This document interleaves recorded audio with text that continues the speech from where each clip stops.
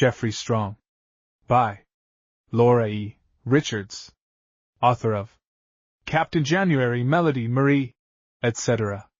To Richard Sullivan, kindest of uncles, friends, and critics, this story is affectionately dedicated. Chapter 1. The Temple of Vesta 2. The Young Doctor 3. Garden Fancies 4. Mostly Professional V. Letter Writing and Hysterics 6. Information 7. Festivity 8. Revelation 9. Sidelights X. Over the Way 11. Broken Bones 12. Convalescence 13. Recovery Chapter 1. The Temple of Vesta. That's a pleasant-looking house, said the young doctor. What's the matter with my getting taken in there? The old doctor checked his horse, and looked at the house with a smile. Nothing in the world, he said, except the small fact that they wouldn't take you. Why not? Asked the young man, vivaciously. Too rich? Too proud? Too young? Too old? What's the matter with them? The old doctor laughed outright this time. You young firebrand, he said. Do you think you are going to take this village by storm? That house is the Temple of Vesta. It is inhabited by the Vestal Virgins, who tend the sacred fire, and do other things beside. You might as well ask to be taken into the meeting house to board. This is more attractive than the meeting house, said the young doctor. This is one of the most attractive houses I ever saw. He looked at it earnestly, and as they drove along the elm-shaded street, he turned in his seat to look at it again. It certainly was an attractive house. Its front of bright clean red brick was perhaps too near the street, but the garden, whose tall lilac and syringa bushes waved over the top of the high wall, must, he thought, run back some way, and from the west windows there must be a glorious sea view. The house looked both genteel and benevolent. The white stone steps and windowsills and the white fan over the door gave a certain effect of clean linen that was singularly pleasing. The young doctor, unlike Dr. Johnson, had a passion for clean linen. The knocker, too, was of the graceful long oval shape he liked, and burnished to the last point of perfection, and the shining windows were so placed as to give an air of cheerful interrogation to the whole. I like that house, said the young doctor again. Tell me about the people. Again the old doctor laughed. I tell you they are the Vestal Virgins, he repeated. There are two of them, Miss Phoebe and Miss Vesta Blythe. Miss Phoebe is as good as gold, but something of a man-hater. She doesn't think much of the sex in general, but she is a good friend of mine, and she'll be good to you for my sake. Miss Vesta, the young doctor, who was observant, noted a slight change in his hearty voice. Vesta Blythe is a saint. What kind of saint? Invalid? Bedridden? Blind? No, no, no. Saints don't all have to be bedridden. Vesta is you might call her Saint Placidia. Her life has been shadowed. She was once engaged to a very worthy young man, 30 years ago. The day before the wedding he was drowned, sailboat capsized in a squall, just in the bay here. Since then she keeps a light burning in the back hall, looking over the water. That's why I call the house the Temple of Vesta. Day and night? No, no. Lights it at sunset every evening regularly. Sun dips, Vesta lights her lamp. Pretty? I think so. Affecting, certainly, said the young doctor. And she has mourned her lover ever since? The old doctor gave him a quaint look. People don't mourn 30 years, he said, unless their minds are diseased. Women mourn longer than men, of course, but 10 years would be a long limit, even for a woman. Memory, of course, may last as long as life, sacred and tender memory. His voice dropped a little, and he passed his hand across his forehead. But not mourning. Vesta is a little pensive, a little silent, more habit than anything else now. A sweet woman, the sweetest. The old doctor seemed to forget his companion, and flicked the old brown horse pensively, as they jogged along, saying no more. The young doctor waited a little before he put his next question. The two ladies live alone always? Yes, no, said the old doctor, coming out of his reverie. There's Diplomacrati, help, tyrant, governor-in-chief of the kitchen. Now and then she thinks they'd better have a visitor, and tells them so, but not very often, It upsets her kitchen. But here we are at the parsonage, and I'll take you in. The young doctor made his visit at the parsonage dutifully and carefully. He meant to make a good impression wherever he went. It was no such easy matter to take the place of the old doctor, who, after a lifetime of faithful and loving work, had been ordered off for a year's rest and travel, but the young doctor had plenty of courage, and meant to do his best. He answered evasively the inquiry of the minister's wife as to where he meant to board, and though he noted down carefully the addresses she gave him of nice motherly women who would keep his things in order, and have an eye to him in case he should be ailing, he did not intend to trouble these good ladies if he could help himself. "I want to live in that brick house," he said to himself. "I'll have a try for it anyhow. The old ladies can't be insulted by my telling them they have the best house in the village." After dinner he went for a walk, and strolled along the pleasant shady street. There were many good houses, for Elmerton was an old village. Vessels had come into her harbor in bygone days, and substantial merchant captains had built the comfortable, roomy mansions which stretched their ample fronts under the drooping elms, while their back windows looked out over the sea, breaking at the very foot of their garden walls. But there was no house that compared, in the young doctor's mind, with the Temple of Vesta. He was walking slowly past it, admiring the delicate tracery on the white windowsills, when the door opened, and a lady came out. The young doctor observed her as she came down the steps. It was his habit to observe everything. The lady was past 60, tall and erect, and walked stiffly.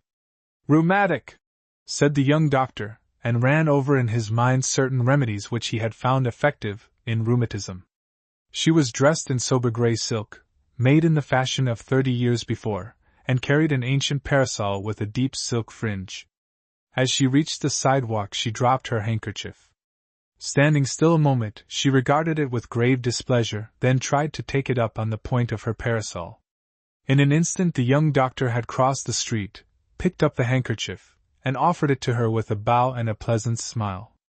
"I thank you, sir," said Miss Phoebe Blythe. "You are extremely obliging." "Don't mention it, please," said the young doctor. "It was a pleasure. Have I the honor of speaking to Miss Blythe? I am Dr. Strong. Dr. Stedman may have spoken to you of me." "He has indeed done so," said Miss Phoebe, and she held out her silk-gloved hand with dignified cordiality. "I am glad to make your acquaintance, sir. I shall hope to have the pleasure of welcoming you at my house at an early date." "Thank you. I shall be most happy. May I walk along with you, as we seem to be going the same way? I have been admiring your house so very much, Miss Blythe. It is the finest specimen of its kind I have ever seen. How fine that tracery is over the windows, and how seldom you see a fan so graceful as that. Should you object to my making a sketch of it some day? I'm very much interested in colonial houses." A faint red crept into Miss Phoebe's cheek. It was one of her dreams to have an oil painting of her house. The young doctor had found a joint in her harness. "I should be indeed pleased," she began, and being slightly fluttered she dropped her handkerchief again, and again the young doctor picked it up and handed it to her. "I am distressed," said Miss Phoebe. "I am somewhat hampered by rheumatism, Dr. Strong. It is not uncommon in persons of middle age." "No, indeed. My mother, I mean my aunt, younger sister of my mother's, used to suffer terribly with rheumatism. I was fortunate enough to be able to relieve her a good deal. If you would like to try the prescription, Miss Blythe, it is entirely at your service. Not professionally, please understand, not professionally, a mere neighborly attention. I hope we shall be neighbors. Don't mention it, please don't, because I shall be so glad, you know. Besides, you have a little look of my aunt, she has very regular features." Miss Phoebe thanked him with a rather tremulous dignity.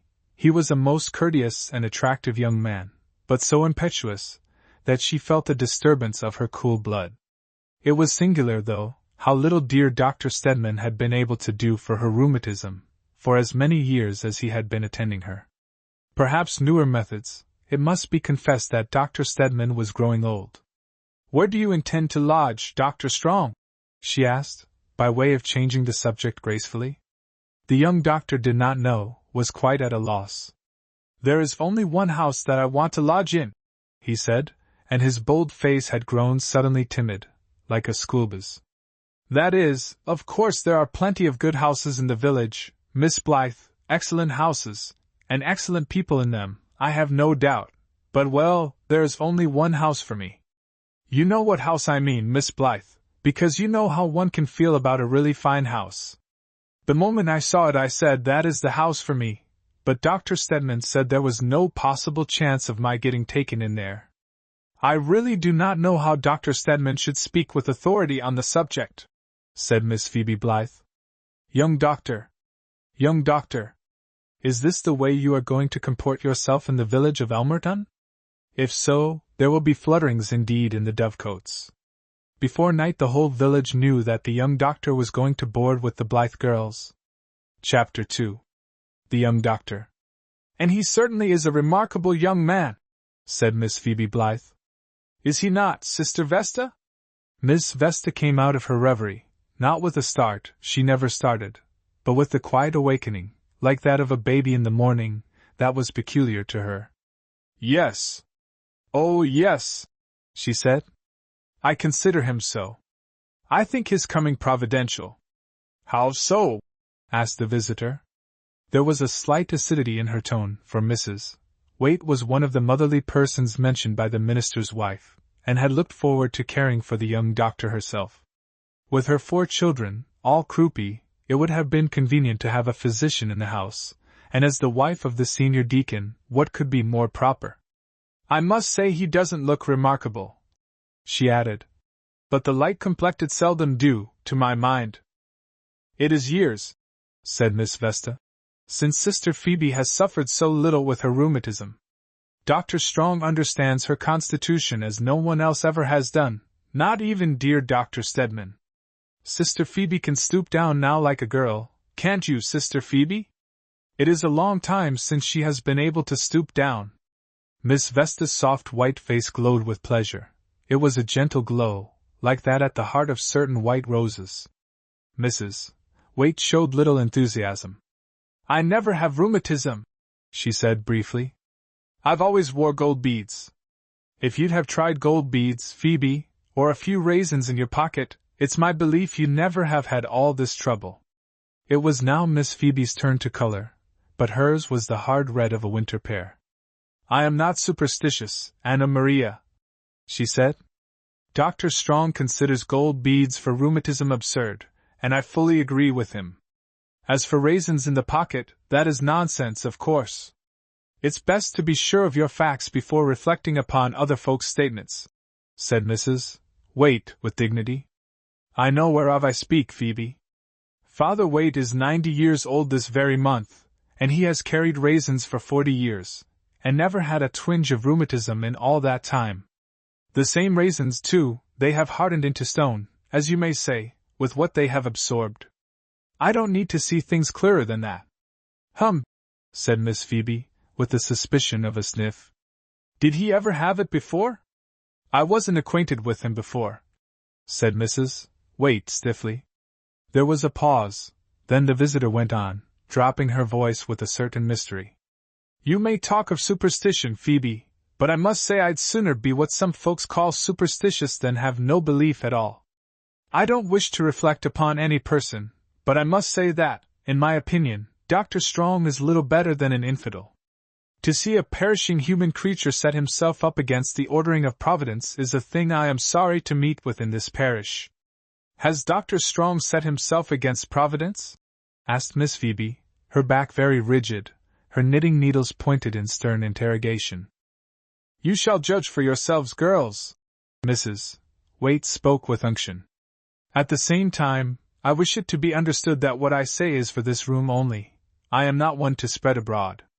Well, it has never been doubted, to my knowledge, that the lower animals are permitted to absorb diseases from children, who have immortal souls to save. Even Dr. Stedman, who is advanced enough in all conscience, never denied that in my hearing.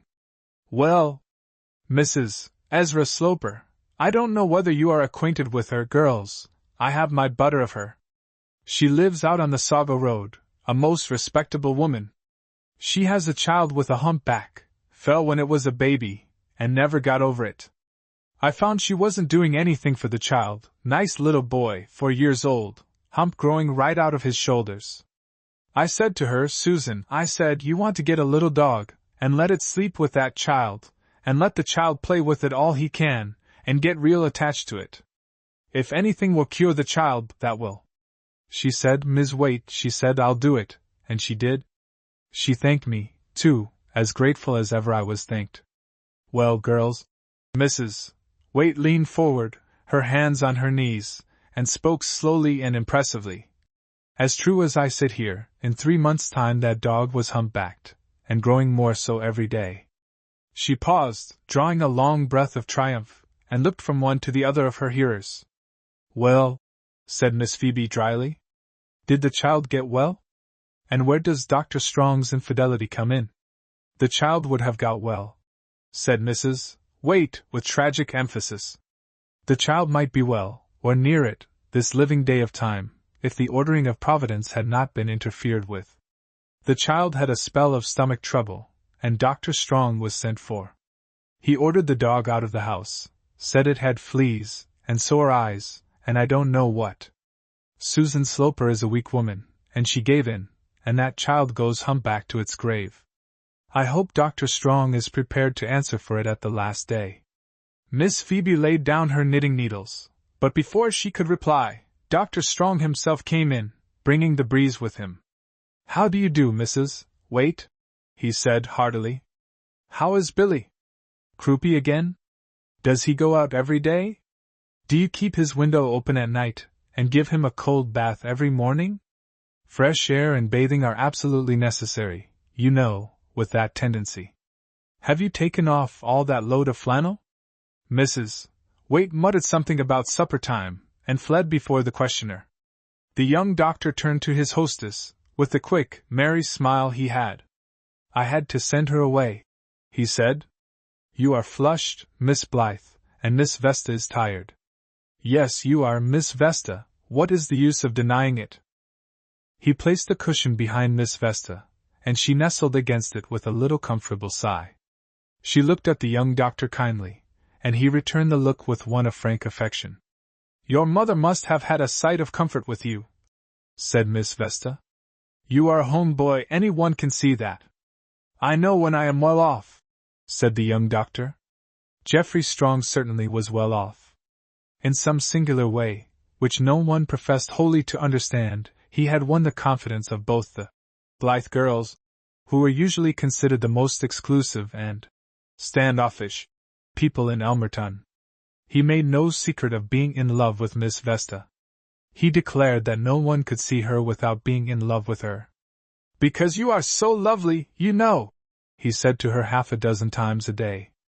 The remark never failed to call up a soft blush, and a gentle, Don't, I pray you, my dear young friend, you shock me. But I like to shock you, the young doctor would reply. You look prettiest when you are shocked.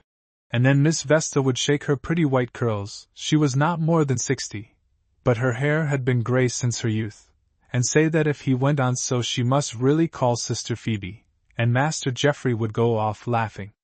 He did not make love to Miss Phoebe, but was none the less intimate with her in frank comradeship. Rheumatism was their first bond. Dr. Strong meant to make rather a specialty of rheumatism and kindred complaints, and studied Miss Phoebe's case with ardor. Every new symptom was received with kindling eye and eager questionings. It was worse in her back this morning?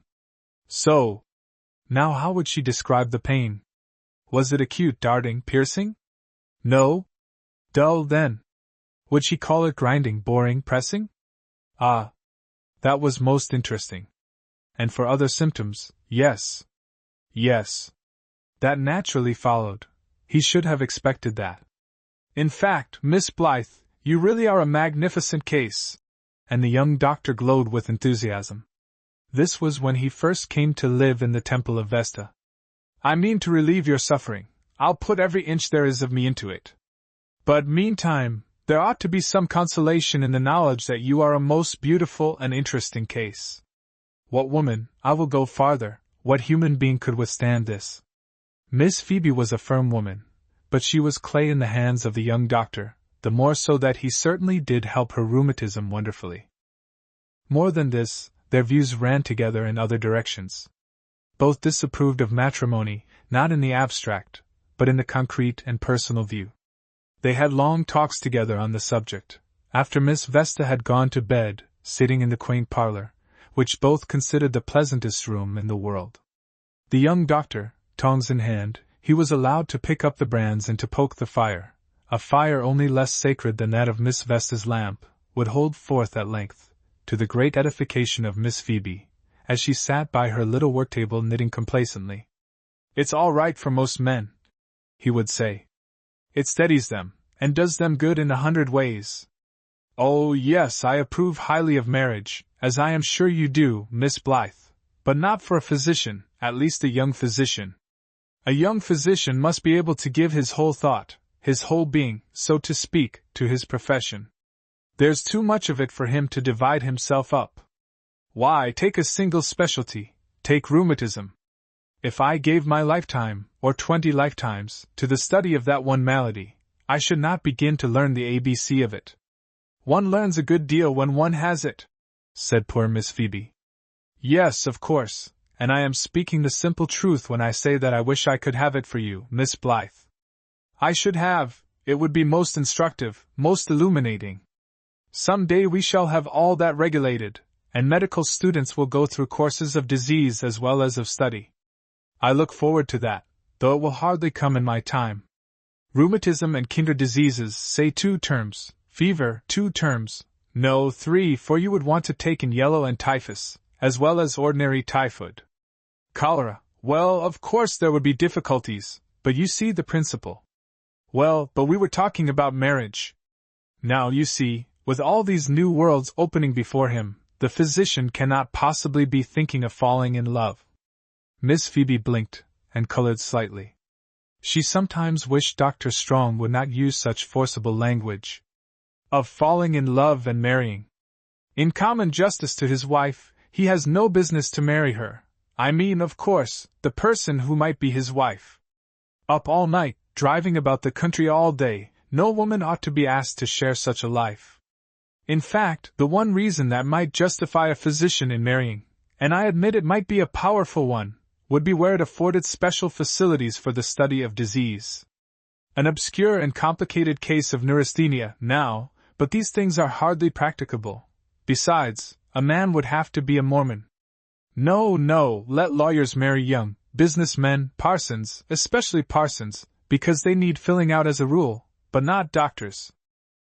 The young doctor paused, and gave his whole vigorous mind to the fire for a moment. It was in a precarious condition, and the brands had to be built up in careful and precise fashion, with red coals tucked in neatly here and there. Then he took the bellows in hand, and blew steadily and critically, with keen eyes bent on the smoldering brands. A few seconds of breathless waiting, and a jet of yellow flame sprang up, faltered, died out, sprang up again, and crept flickering in and out among the brands powdered white with ashes. Now it was a strong, leaping flame, and all the room shone out in its light. The ancient Turkey carpet, with its soft blending of every color into a harmonious no-color, the quaint portraits, like court cards in tarnished gilt frames, the teakwood chairs and sofas, with their delicate spindle legs, and backs inlaid with sandalwood, Miss Phoebe's work-table, with its bag of faded crimson damask, and Miss Phoebe herself, pleasant to look upon in her dove-colored cashmere gown, with her kerchief of soft net. Illustration: the young doctor glancing around saw all these things. The young doctor, glancing around, saw all these things in the light of his newly resuscitated fire, and seeing, gave a little sigh of comfort, and laying down the bellows, leaned back in his chair again. "You were going to say something, Miss Blythe?" he said in his eager way. "Please go on. I had to save the fire, don't you know? It was on its last legs, coals I should say. Please go on, won't you?" Miss Phoebe coughed. She had been brought up not to use the word leg freely. Limb had been considered more elegant, as well as, but medical men, no doubt, took a broader view of these matters. "I was merely about to remark," she said with dignity, "that in many ways my views on this subject coincide with yours, Dr. Strong. I have the highest respect for matrimony. It is a holy estate, and the daughter of my honored parents could ill afford to think lightly of it. Yet in a great many cases I own it appears to me a sad waste of time and energy. I have noted in my reading, both secular and religious, that though the married state is called holy, the term blessed is reserved for a single life. Women of clinging nature, or those with few interests, doubtless do well to marry, a suitable partner being provided, but for a person with the full use of her faculties, and with rational occupation more than sufficient to fill her time, I admit I am unable to conceive the attraction of it. I speak for myself. My sister Vesta has other views. My sister Vesta had a disappointment in early life. From my point of view, she would have been far better off without the unfortunate attachment which, though to a very worthy person, terminated so sadly. But my sister is not of my opinion. She has a clinging, affectionate nature, my sister Vesta. She's an angel, said Dr. Strong. You are right, my friend, you are very right, said Miss Phoebe, and her cap's strings trembled with affection. There is an angelic quality, surely, in my sister Vesta. She might have been happy, I trust she would have been, if Providence had been pleased to call her to the married estate. But for me, Dr. Strong, no. I have always said, and I shall always say, while I have the use of my faculties, no. I thank you for the honor you do me, I appreciate the sentiments to which you have given utterance, but I can never be yours.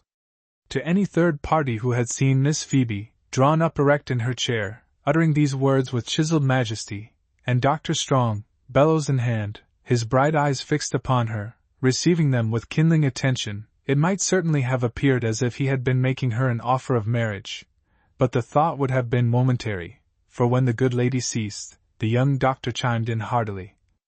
Quite right, I'm sure, Miss Blythe. He'd be absurd to think of such a thing, you know, the idea of your wasting your time. That's what I say to fellows, how can you waste your time, when you'll be dead before you know it anyhow, and not have had time to look about you, much less learn anything? No, sir, I beg your pardon, ma'am. A single life for me. My own time, my own will, and my own way. Miss Phoebe looked at him with very kind eyes. Dr. Strong, she said, I think it is no light thing for me to say, holding the convictions I do, but I think you are worthy of single blessedness. Chapter 3. Garden Fancies. Miss Vesta was trimming her lamp. That meant, in this early summer season, that it was after 7 o'clock. The little lady stood at the window in the upper hall. It was a broad window, with a low round arch, looking out on the garden and the sea beyond it. A bracket was fastened to the sill, and on this bracket stood the lamp that Miss Vesta was trimming. It was against all fitness, as Miss Phoebe said, that a lamp should be trimmed at this hour. Every other lamp in the house was in perfect order by 9 o'clock in the morning, but it was Miss Vesta's fancy to trim this lamp in the evening, and Miss Phoebe made a point of indulging her sister's fancies when she conscientiously could. It was a brass lamp of quaint pattern, and the brass shone so that several Miss Vestas, with faces curiously distorted, looked out at the real one, as she daintily brushed off the burnt wicking, and, after filling and lighting the lamp, replaced the brilliantly polished chimney. She watched the flame as it crept along the wick. Then, when it burned steady and clear, she folded her hands with a little contented gesture, and looked out of the window. The sun had set. The sea on which Miss Vesta looked was a water of gold, shimmering here and there into opal. Only where it broke on the shingle at the garden foot, the water was its usual color of a chrysoprase, with a rim of ivory where it touched the shore. The window was open, and a light breeze blew from the water, blew across the garden, and brought with its scents of lilac, syringa, and June roses. It was a pleasant hour, and Miss Vesta was well content. She liked even better the later evening, when the glow would fade from the west, and her lamp would shed its own path of gold across the water. But this was pleasant enough. It is a very sightly evening, said Miss Vesta, in the soft half-voice in which she often talked to herself. Good Lord, I beseech thee, protect all souls at sea this night, for Jesus Christ's sake, Amen. This was the prayer that Miss Vesta had offered every evening for 30 years. As often as she repeated it, the sea before her eyes changed, and she saw a stretch of black tossing water, with foam crests that the lightning turned to pale fire. A sail drove across her window, dipped, and disappeared. Miss Vesta closed her eyes. But as the old doctor said, people do not mourn for 30 years. When she opened her eyes, they were grave, but serene. "It is a very sightly evening," she repeated. She leaned out of the window, and drew in long breaths of sweetness. Presently the sweetness was crossed by a whiff of a different fragrance, pungent, aromatic, the fragrance of tobacco. Dr. Strong was smoking his evening cigar in the garden. He would not have thought of smoking in the house, even if Miss Phoebe would have allowed it. He smoked as he rode on his morning round, and he took his evening cigar, as now, in the garden. Miss Vesta saw him now, in the growing dusk, striding up and down, not hastily, but with energy and determination in every stride. Her eyes dwelt upon him affectionately. She had grown very fond of him. It was delightful to her to have this young, vigorous creature in the house, fairly electric with life and joy and strength. She felt younger every time she saw him. He was good to look at, too, though no one would have called him a beauty. Tall and well-made, his head properly set on shoulders that were perhaps the least bit too square, his fair hair cropped close, in hope of destroying the curl that would still creep into it in spite of him, his hazel eyes as bright as eyes could be, his skin healthy red and brown. Yes, the young doctor was good to look at. So Miss Vesta thought. There was a little look, too. It could hardly be called a resemblance, yet he reminded her somehow. Miss Vesta's face changed from a white to a pink rose, and she said softly, "If I had had a son, he might have looked like this. The Lord be with him and give him grace." As Miss Vesta watched him, Geoffrey Strong stopped to examine something in one of the borders, stooped, hands on knees, and scrutinized a certain plant. Then, glancing upward as he straightened himself, saw Miss Vesta at the window looking down at him. "Hurrah!" he cried. "Come down, Miss Vesta, won't you, please? You are the very person I want. I want to show you something." "Surely," said Miss Vesta. "I will be with you in a moment, Dr. Strong. Only let me get a head covering from my room." When she had left the window, Geoffrey was almost sorry he had called her. She made such a pretty picture standing there, framed in the broad window, the evening light falling softly on her soft face and silver hair. It was so nice of her to wear white in the evening. Why didn't old ladies always wear white? When they were pretty, he added, reflecting that Miss Phoebe in white would be an alarming vision. His mind still on Miss Vesta, he quoted half aloud. "A still, sweet, placid, moonlight face, and slightly nonchalant, which seems to hold a middle place between one's love and aunt.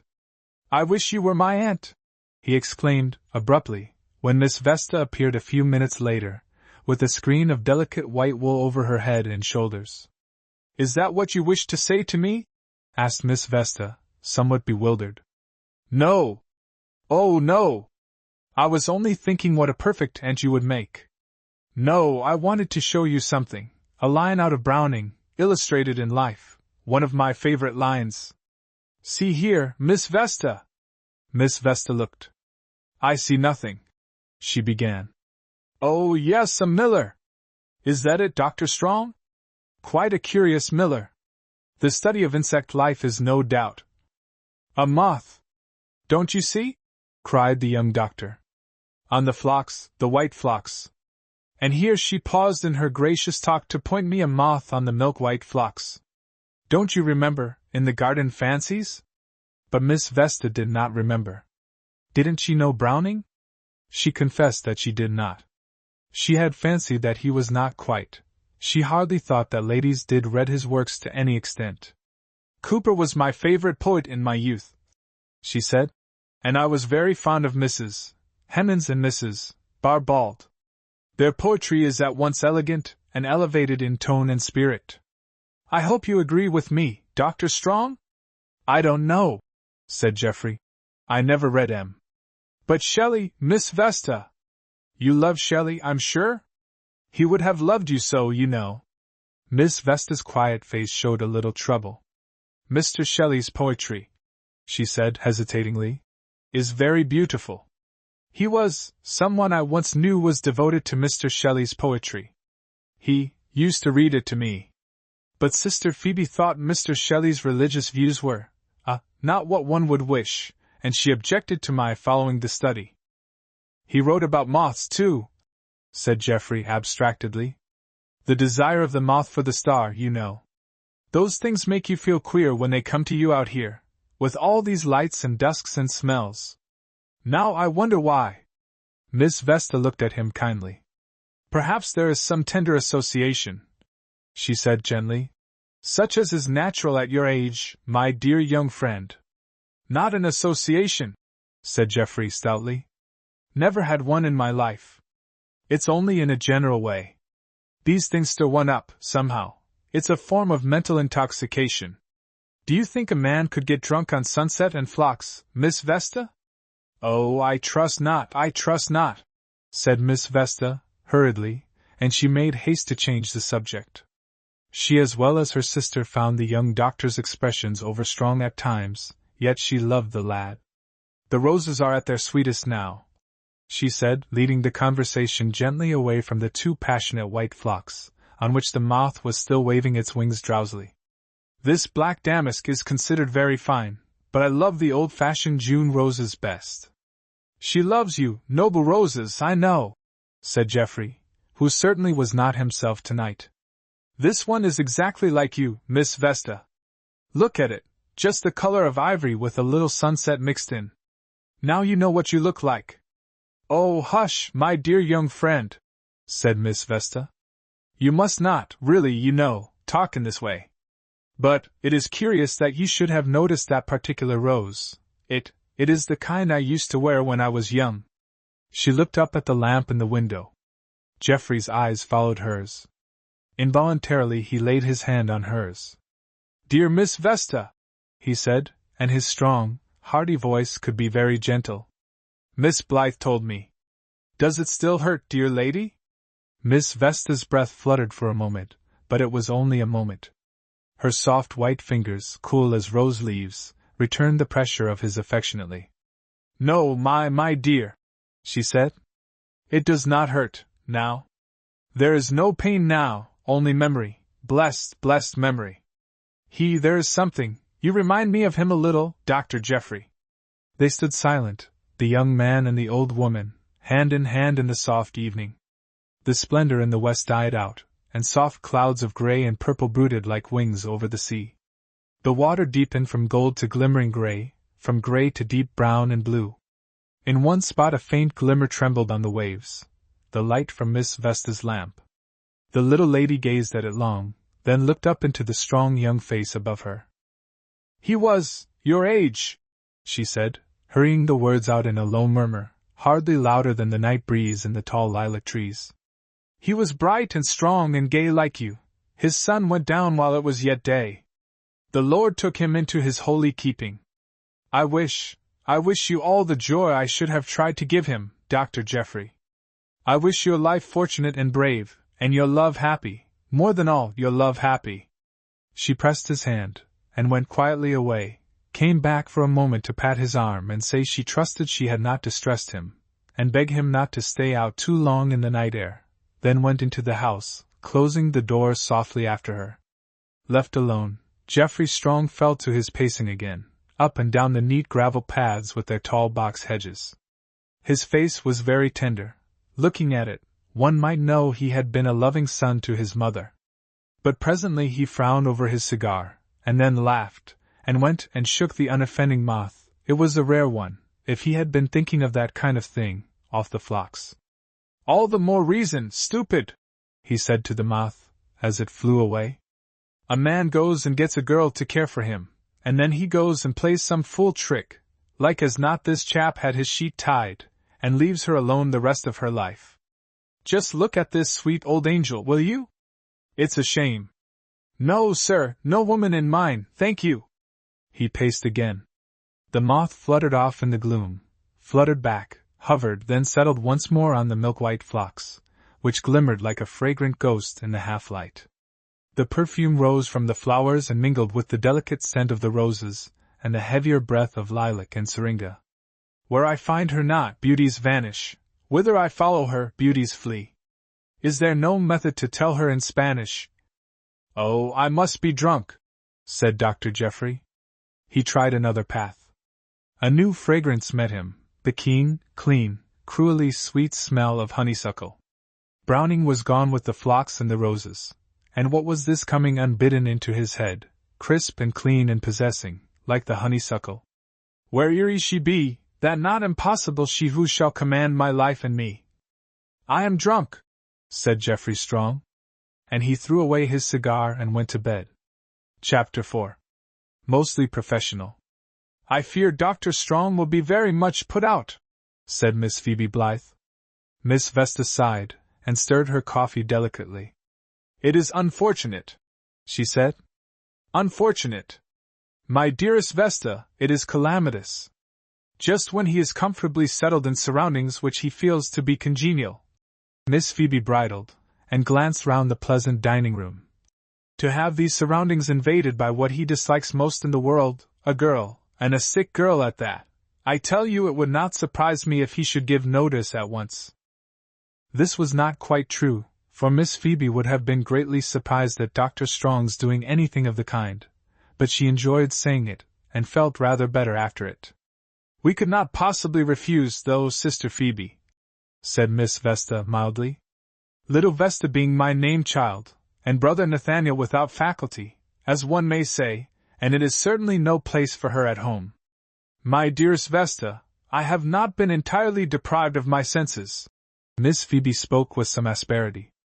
Of course we cannot refuse, and of course we must do our utmost for our brother's motherless child, but none the less it is calamitous, I repeat, and I am positive that Dr. Strong will be greatly annoyed. At this moment Geoffrey came in, full of apologies for his 10 minutes' tardiness. The apologies were graciously received. The Miss Blythes would never have thought of such a thing as being late to breakfast themselves, but they were not ill-pleased to have their lodger, occasionally, not too often, sleep beyond the usual hour. It showed that he felt at home, Miss Phoebe said, and Miss Vesta, the mother instinct brooding over the lad she loved, thought he needed all the sleep he could get, and more. It's really disgraceful, said the young doctor for the third time, as he drew his chair up to the table. Yes, please, 3 lumps. There never was such coffee in the world, Miss Blythe. I believe the Sultan sends it to you from his own private coffee garden. Cream chicken? Won't I? And muffins, and marmalade, what a blessing to be naturally greedy. More pain this morning, Miss Blythe? I hope not. His quick eye had seen the cloud on his hostess's brow, and he was all attention and sympathy over his coffee cup. I thank you, Dr. Strong. I feel little pain this morning. In fact, I may almost say none. But we have been somewhat disturbed by the contents of a letter we have received. Bad news? Cried Geoffrey. I'm so sorry. Is there anything I can do, Miss Blythe? You will command me, of course, send telegrams or... Thank you. You are always most kind and considerate, Dr. Strong. The fact is... Miss Phoebe hesitated, casting about in her mind for the best way of breaking the news. The fact is, my brother is a widower. Very sad, I'm sure, murmured Geoffrey Strong. Was it sudden? These shocks are terribly trying. How did she? Oh, no. You misapprehend me, Dr. Strong. Not sudden nor what you would call recent.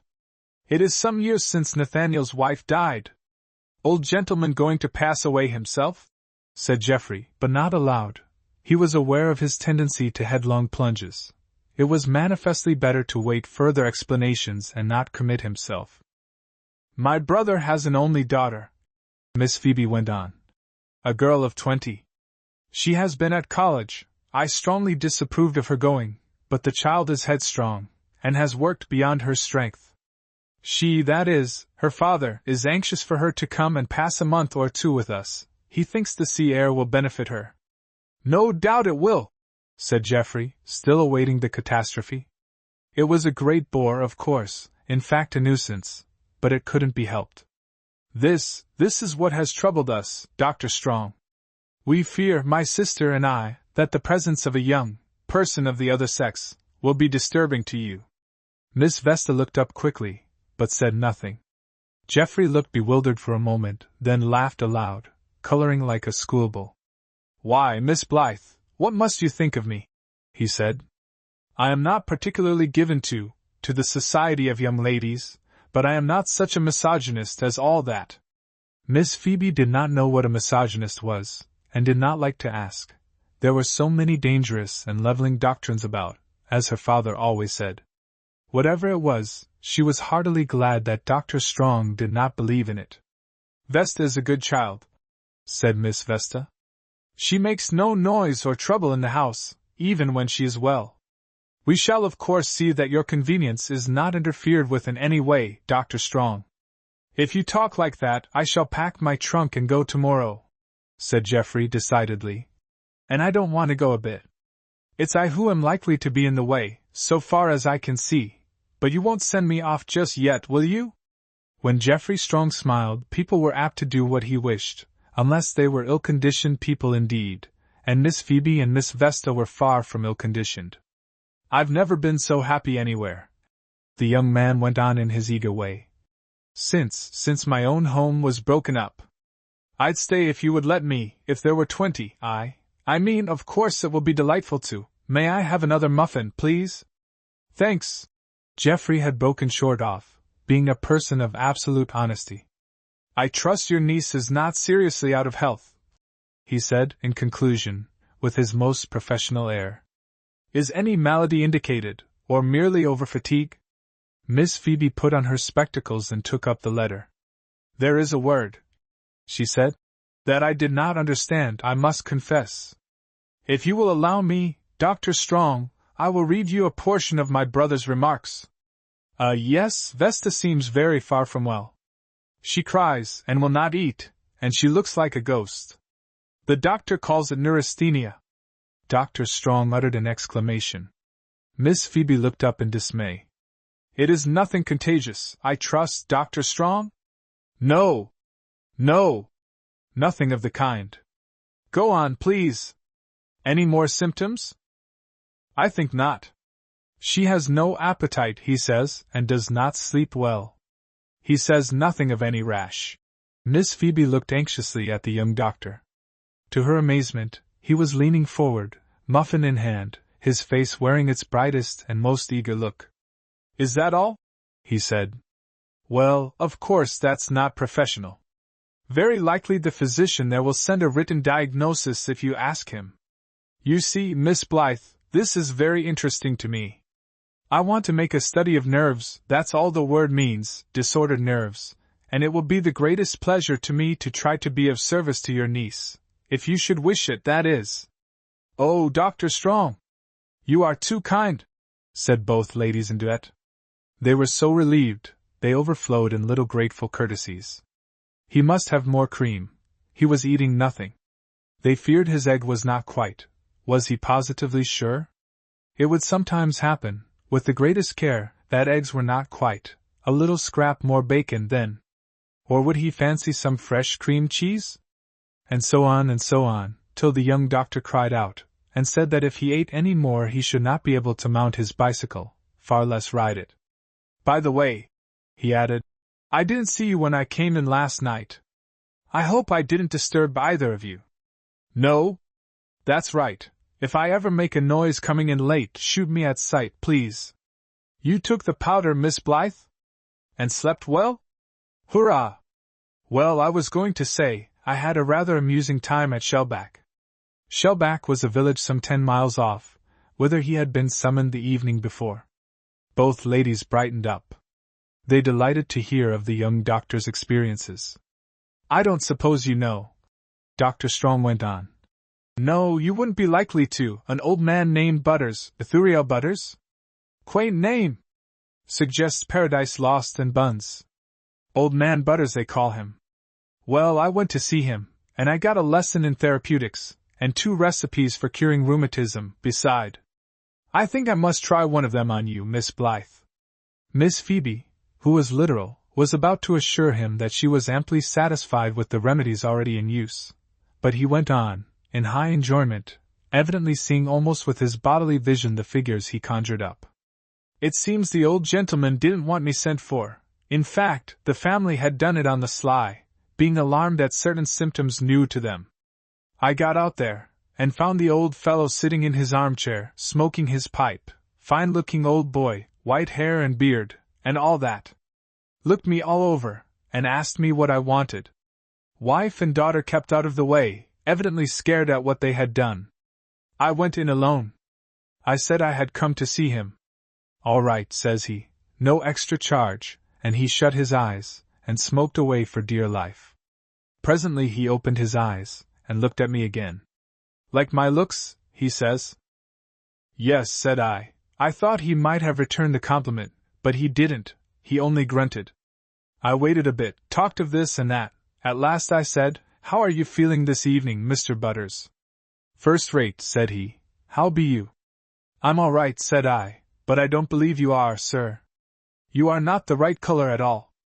What color be I? Not green, I calculate. Then we both laughed, and felt better. I asked if I might smoke, too, and took out my pipe. Pretty soon the old fellow began to talk. My women folks sent for you, did they? I suspicioned they had. Fact, I was slim this mornin', took slim sudden, whilst I was milkin'. Didn't relish my victuals, and that scared the woman. But I took my physic, and come afternoon, I was spryer and a steer agin. What is your physic, if I may ask, Mr. Butters? Woodpile, says the old fellow. Woodpile, said I. Cord o' wood. Axe. Sweat o' the brow. Them's the best physic I know of. He smoked on for a bit, and I sat and looked at him, admiring how the world was made. I don't know whether you read Kipling, Miss Vesta. I was rewarded for my patience. Young feller, said the old man, after a while, how old do you suppose I be? 70, said I, and he looked it, not a day over. Add 15 to that, says he, and you have it. 85 year last January. You are under 30, I reckon? Thought so. Well, I was gettin' on for 60-year-old when you was born. See? I did see, but I wasn't going to give in yet. Did you ever study medicine, Mr. Butters? I said. Study medicine? No, sir. But I've lived with my own bones and insides till I know 'em considable well, and I've seen considable of folks, them as doctored and them as didn't. My wives doctored, all 3 of 'em. I buried 2 of 'em, and good ones too, and like as not I'll bury the 3rd. She ain't none too rugged this summer, though she ain't but 70. But what I say is, start well, and stay well, and don't worry. You tell your patients that, and first thing you know you won't have any. A singularly ignorant person, this Mr. Butters, said Miss Phoebe. I don't know, said the young doctor. I'm not so sure about that. I know it would be a bad thing for the medical profession if his ideas were generally taken up. Well, he went on over his pipe. I wish you could have seen him, Miss Vesta. He looked like a veritable patriarch come to life. Fancy Abraham with a TD pipe, and you have Ithuriel Butters. Awfully sad for those poor old duffers not to have tobacco. I beg your pardon, Miss Blythe. Yes, said the old fellow. I've seen folks as doctored, and I've seen folks as fooled. Fooled, said I. Notions, fools' tricks, ideas. Take my brother Ruel. He used to have rheumatiz, had it bad. One day there was a thunderstorm, and he was out gettin' in his hay, and was struck by lightnin'. Fluid run along the rake and spit in his face, he used to say. He lost the use of his eyes and hands for 6 months, but he never had rheumatiz again for 20 years. Swore it was the electricity, said he swallowed it, and it got into his system and cured him. What do you say to that, young feller? It's an experiment I never tried, said I. I'm not going to commit myself, Mr. Butters. But that's a good story. Hold on, said he, that ain't all. 'Bout 25 years after that, Ruel was gettin' on by that time, he was out fishin', and a squall come up and swamped his boat. He was in the water quite a spell, and come next day he was all doubled up with rheumatiz. He was the maddest man you ever see. He wouldn't do a thing, only sit hunched up in his chair and ask about the weather. It was summer time, and good hayin' weather as a rule. But might come a fryin' hot day, and sure enough we had a thunderstorm in the afternoon. When it was banging away good and solid, Ruel hitched himself out of his chair, took an iron rake in one hand and a hoe in the other, crept out of the house, and went and sat down under a tree in the middle of the pasture. Wife tried to stop him, but she might as well have tried to stop the lightnin'. Well, sir, the tree was struck, and Ruel never had no more rheumatiz. Couldn't tell which was tree and which was him. That comes of havin' idees. Dear me, said Miss Vesta. What a painful story. His poor wife. Such impious ignorance I think I never heard of, said Miss Phoebe, rigidly. I should think the family a most unprofitable one for you to visit, Dr. Strong. But so consistent, said Geoffrey. Knowing their own minds, and carrying out their own theories of hygiene. It's very refreshing, I must admit. But Geoffrey saw that his hostesses were not amused, nor anything but pained and shocked. This is enough about Ithuriel Butters, isn't it? We decided that he would better take a little something dark-colored, with a good solid smell to it, to please his women folks. He'll go out some day like the snuff of a candle, and he knows it. But you don't want to try the lightning cure, do you, Miss Blythe? I most certainly do not, said Miss Phoebe, concisely, and she reflected that even the best and most intelligent of men might often be lacking in delicate perception. Chapter 5. Letter Writing and Hysterics. The young doctor sat in his room writing. It was a pleasant room, looking upon the garden, and in style and furnishing altogether to the young doctor's taste. He liked the tall narrow mantel, with its delicate mouldings. He liked the white paint, and the high wainscoting against which the old mahogany came out so well, and he liked the mahogany itself, which was in quaint and graceful shapes. The dimity curtains, too, with their ball and tassel fringe, were of such a fresh, clear white. They had never been dirty. They never could be dirty, the young doctor thought. Some things must always be fresh and clean, like that girl's dresses. He was sitting in his favorite chair, a chair that stimulated to effort or wooed to repose, according to the attitude one assumed in it.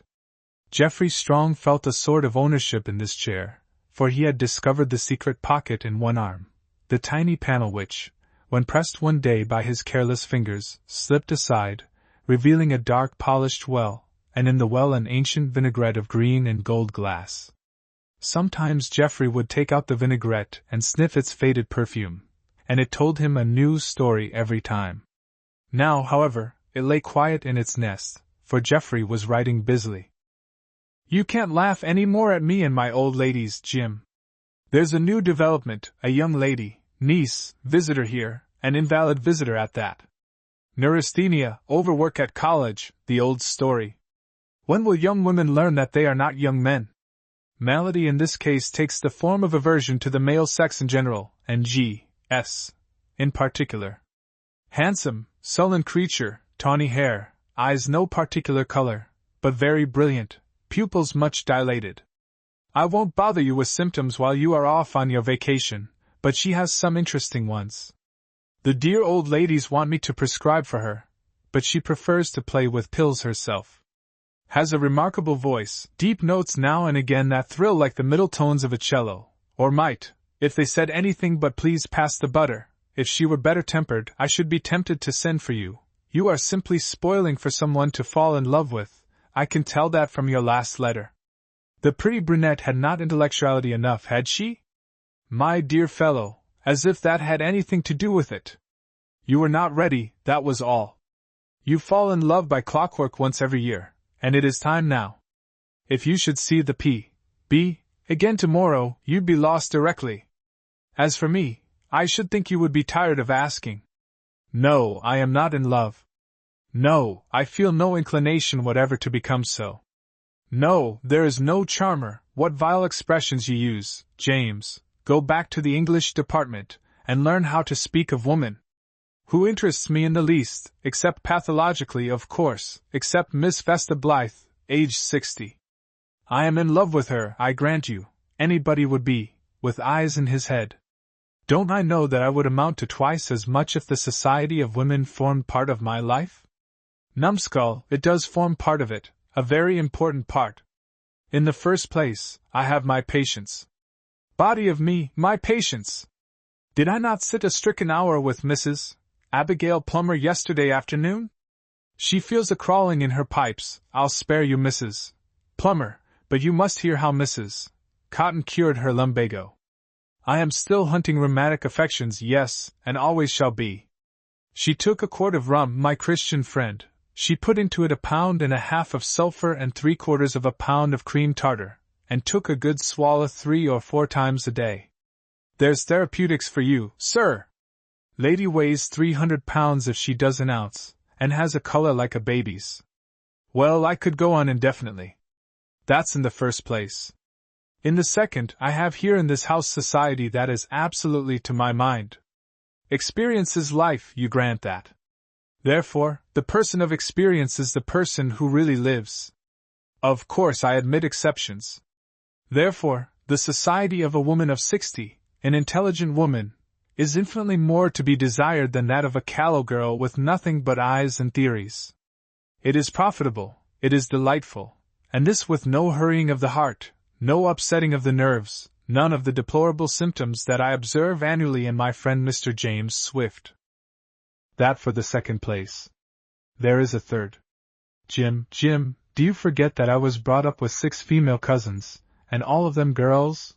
They were virtuous young women, every one of them. 1 or 2 were good-looking, 4 of them, including the plainest, have married, and I trust their husbands find them interesting. I did not, but I learned about women from them, as the Linkside schoolboy does learn. I divided them into 3 classes, sugary, vinegary, peppery. Today I should be more professional, let us say saccharine, acidulated, irritant. These classes still seem to me to include the greater part of young womankind. Sorry to displease, but sich am de facts. And yes, I still sing Aberhyrthin ist nie mein Shin. Business? Oh, so. A country doctor doesn't make a fortune, but he learns a power, if he isn't an idiot. Now here is enough about me, in all conscience. When you write, tell me about yourself, and what the other fellows are doing. After all, that is. Geoffrey came to the end of his paper, and paused to take a fresh sheet. Glancing up as he did so, he also glanced out of the window, to see what was going on in the garden. He always liked to keep in touch with the garden, and was on intimate terms with every bird and blossom in it. It was neither bird nor blossom that his eyes lighted on now. A young girl stood on the gravel path, near his favorite syringa arbor. A hammock hung over her arm, and she carried a book and a pillow. She was looking about her, evidently trying to select a place to hang her hammock. Geoffrey considered her. She was dressed in clear white. Her hair, of a tawny reddish-yellow, hung in one heavy braid over her shoulder. Oh, yes, she is handsome, said Geoffrey, addressing the syringa bush.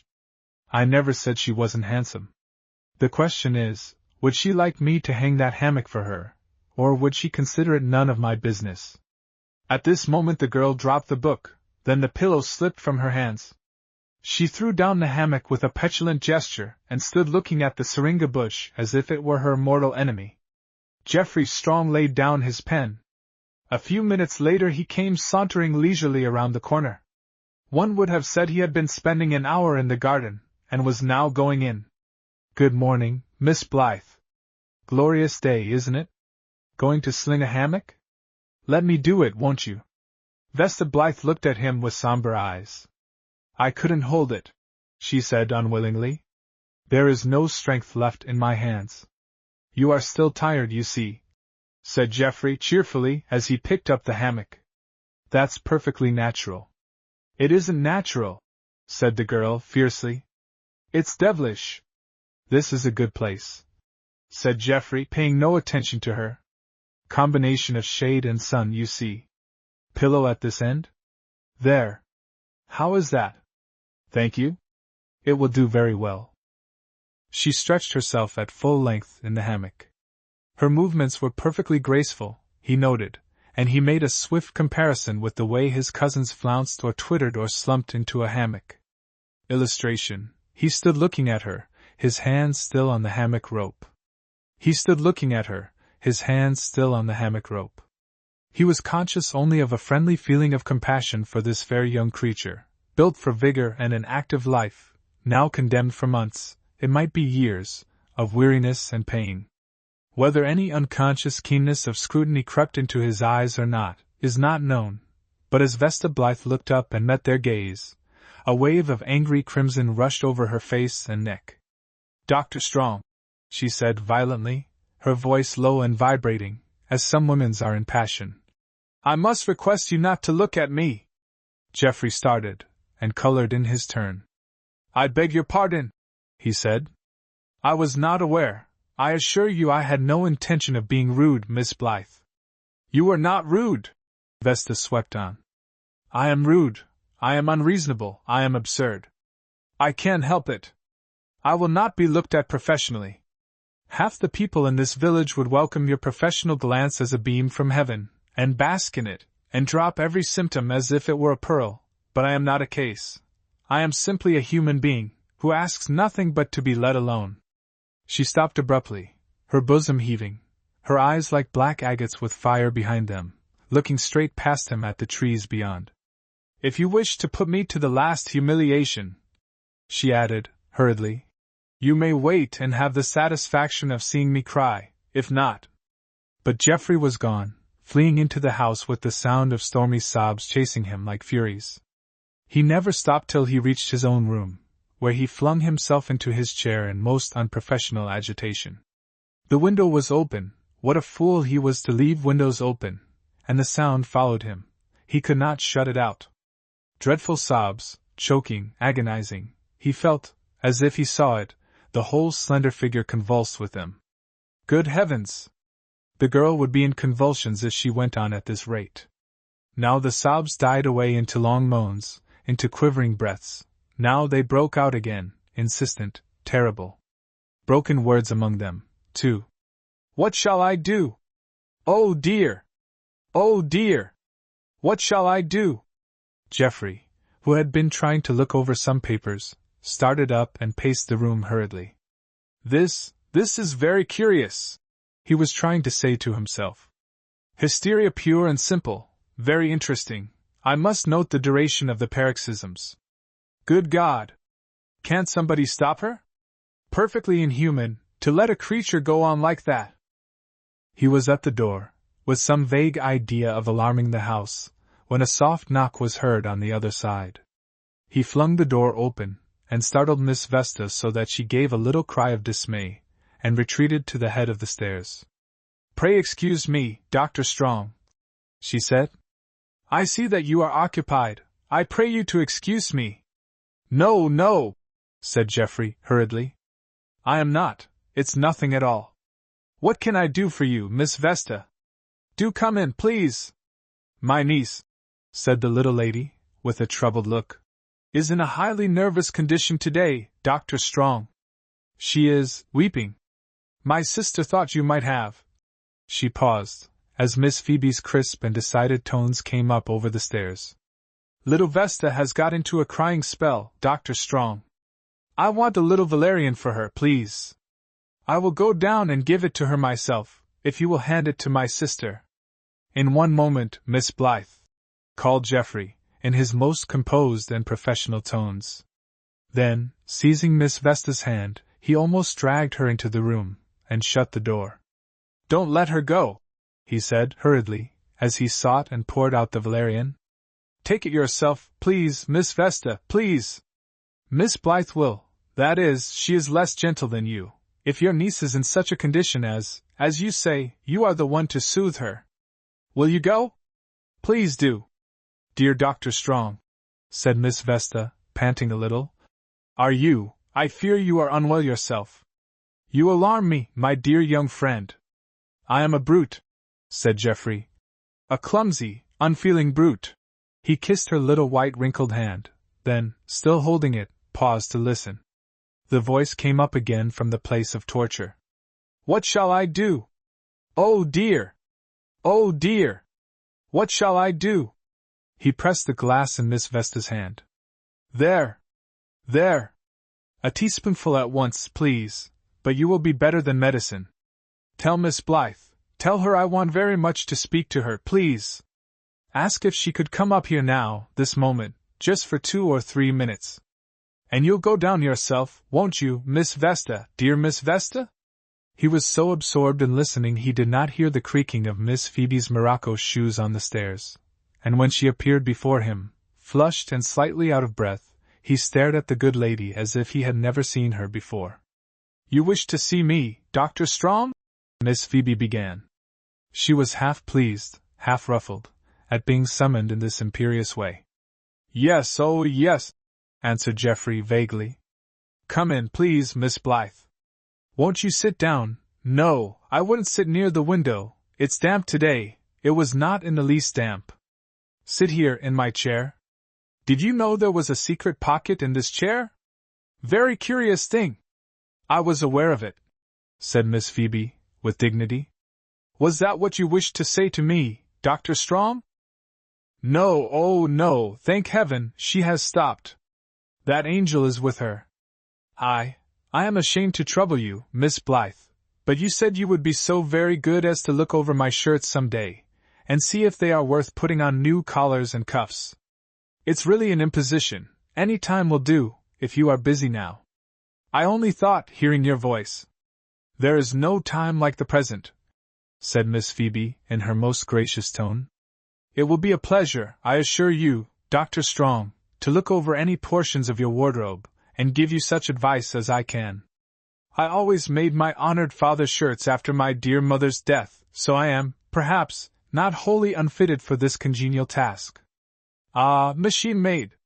Beg pardon, said Geoffrey, who had been listening to something else. These shirts were made with the aid of the sewing machine, I perceive, said Miss Phoebe. No, oh no, it is nothing unusual. Very few persons, I believe, make shirts entirely by hand in these days. I always set the same number of stitches in my father's shirts, 5,060. He always said that no machine larger than a cambric needle should touch his linen. Then, you don't think they are worth new collars? Said Geoffrey abstractedly. Did I convey that impression? Said Miss Phoebe, with mild surprise. I had no such intention, Dr. Strong. I think that a skillful person, with some knowledge of needlework, could make these garments, though machine-made, last some months yet. You see, Dr. Strong, if she takes this. It was a neat and well-sustained little oration that Miss Phoebe delivered, emphasizing her remarks with the cuff of a shirt, but it was lost on Geoffrey Strong. He was listening to another voice that came quavering up from the garden below, a sweet high voice, like a wavering thread of silver.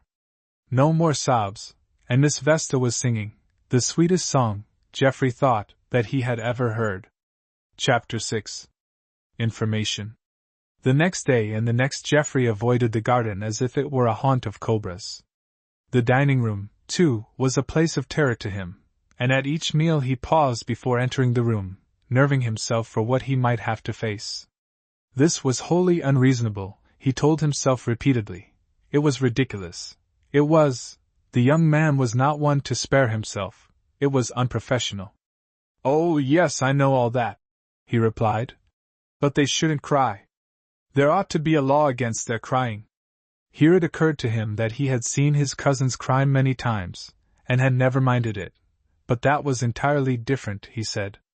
However, he need not distress himself, it appeared. Vesta Blythe kept her room for several days. At first Geoffrey found it easier not to speak of her, but the third day he pounced on Miss Vesta when she was filling her lamp, and startled her so that she almost dropped her scissors. Excuse me, Miss Vesta, he said. What funny scissors! I shouldn't think you could cut anything with them. I was going to ask, how is your niece today? I trust the hysterical condition is passing away? Miss Vesta sighed. Yes, Dr. Strong, she said. Vesta is quiet again. Oh yes, very quiet, and sleeping better. We are very grateful for your interest in her. A few professional questions and answers followed. There were no acute or alarming symptoms. There was little to do for the girl, except to let her rest and come round. She would recover in time, but it might be a long time. Geoffrey felt somehow younger than he had. Neurasthenia was a pretty word on paper, but he did not feel so sure about making a specialty of it. Miss Vesta fluttered about her lamp. He became conscious that she wanted to say something to him. She began with sundry little plaintive murmurings, which might have been addressed to him, or to the lamp. Pity! Pity! Yes, indeed.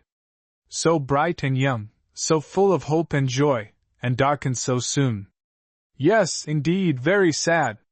Geoffrey helped her. What is it, Miss Vesta? He asked tenderly. You are going to tell me something. Miss Vesta looked around her timidly. Sister Phoebe did not wish me to mention it, she said in a low tone. She thinks it indelicate. But you are so kind, Dr. Strong, and you are a physician. Poor little Vesta has had a disappointment, a cruel disappointment. Geoffrey murmured something, he hardly knew what. The little lady hurried on. It is not that I have any sympathy with.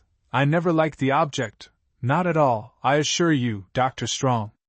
But her heart was fixed, and she had had every reason to suppose herself. It has been a terrible blow to her. Renunciation, in youth, is a hard thing, my dear young friend, a very hard thing. She pressed his hand, and hurried away with her scissors, giving one backward look to make sure that the lamp showed no aspect that did not shine with the last touch of brilliancy.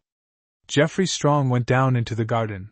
He had not been there since the day of the sobbing, and paced about, never thinking of the pipe in his pocket. He found himself talking to the blue larkspur.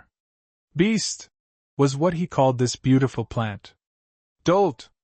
Ass! Inhuman brute! If I had the kicking of you!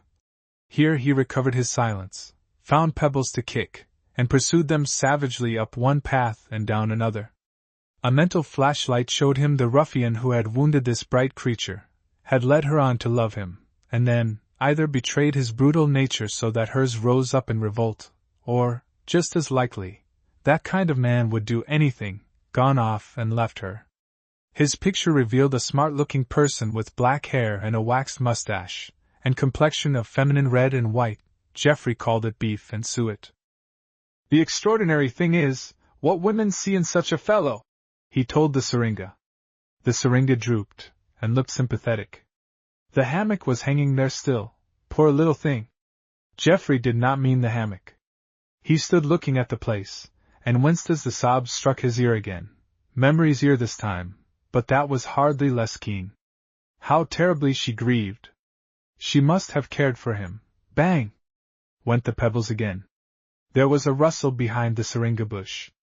Geoffrey looked up and saw Vesta Blythe standing before him. He could not run away. He must not look at her professionally. Despair imparted to his countenance a look of stony vacuity which sat oddly on it.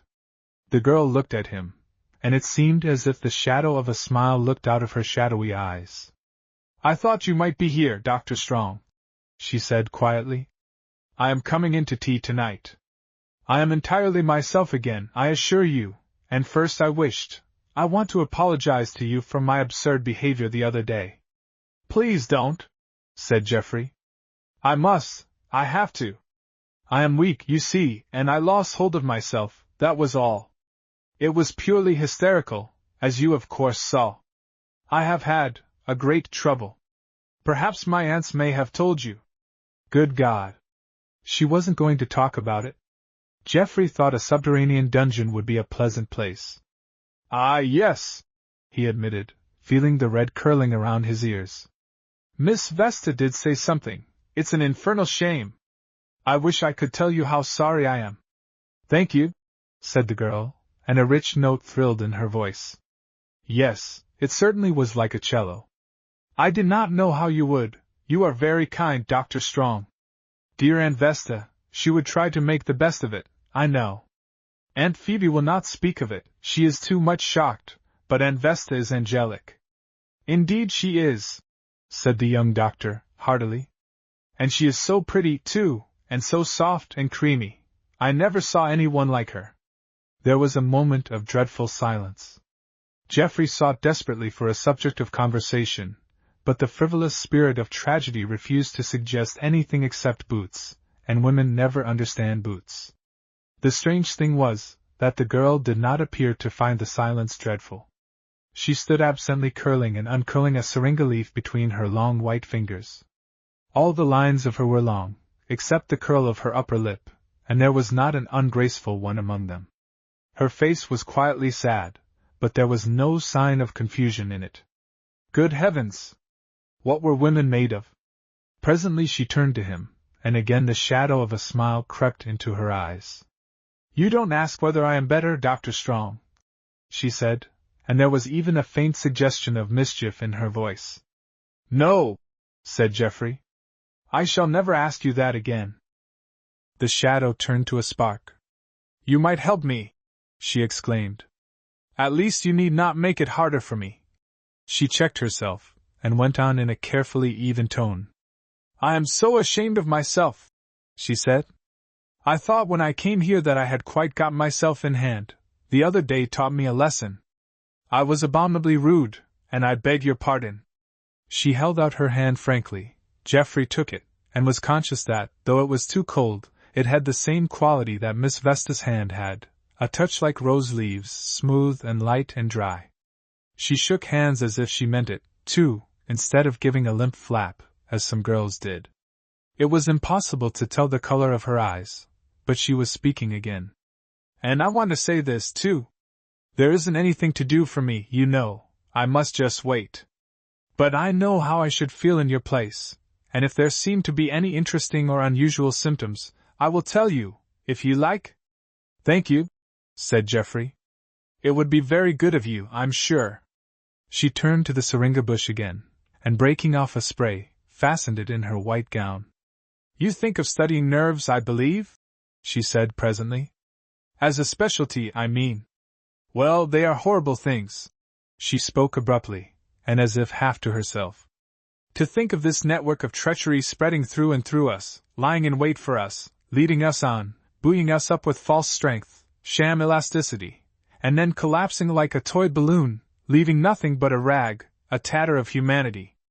Oh, it is shameful. It is disgraceful. Look at me. What business have I with nerves? She stretched out her long arms and threw her head back. The gesture was powerful. One saw that strength was the natural order of life with this lithe, long-limbed creature. But the next instant she drooped together like a tired lily. I know that is nonsense, she said moodily. I know it just as well as you do. I am tired. I think I'll go in now. Why not try the hammock? Geoffrey suggested. The garden is better than the house today. Or, do you like the water? My canoe came yesterday. Why not come out for a short paddle? The girl looked at him doubtfully. I don't know. Best thing in the world for you, said Geoffrey, who had fully recovered his ease, and felt benevolently professional. You ought to keep out of doors all you can. I'll get some shawls and a pillow. Vesta looked longingly out at the water, then doubtfully again at the young doctor. If you are sure, she said. If you really have time, Dr. Strong. Your patience. Bother my patience, said the young doctor. An hour later, Miss Phoebe Blythe was confronting a flushed and panting matron at the front door. No, Mrs. Worrett, he has not come in yet. It is past his customary hour, but he has been detained, no doubt, by some urgent case. Dr. Strong never spares himself. I fear for him sometimes, I must confess. Will you step in and wait, or shall I? Colic? Oh. If that is all, it will hardly be necessary to send the doctor out. I shall take the liberty of giving you a bottle of my checkerberry cordial. I have made it for 40 years, and Dr. Strong approves of it highly. Give the baby half a teaspoonful in a wineglass of hot water, and repeat the dose in an hour if not relieved.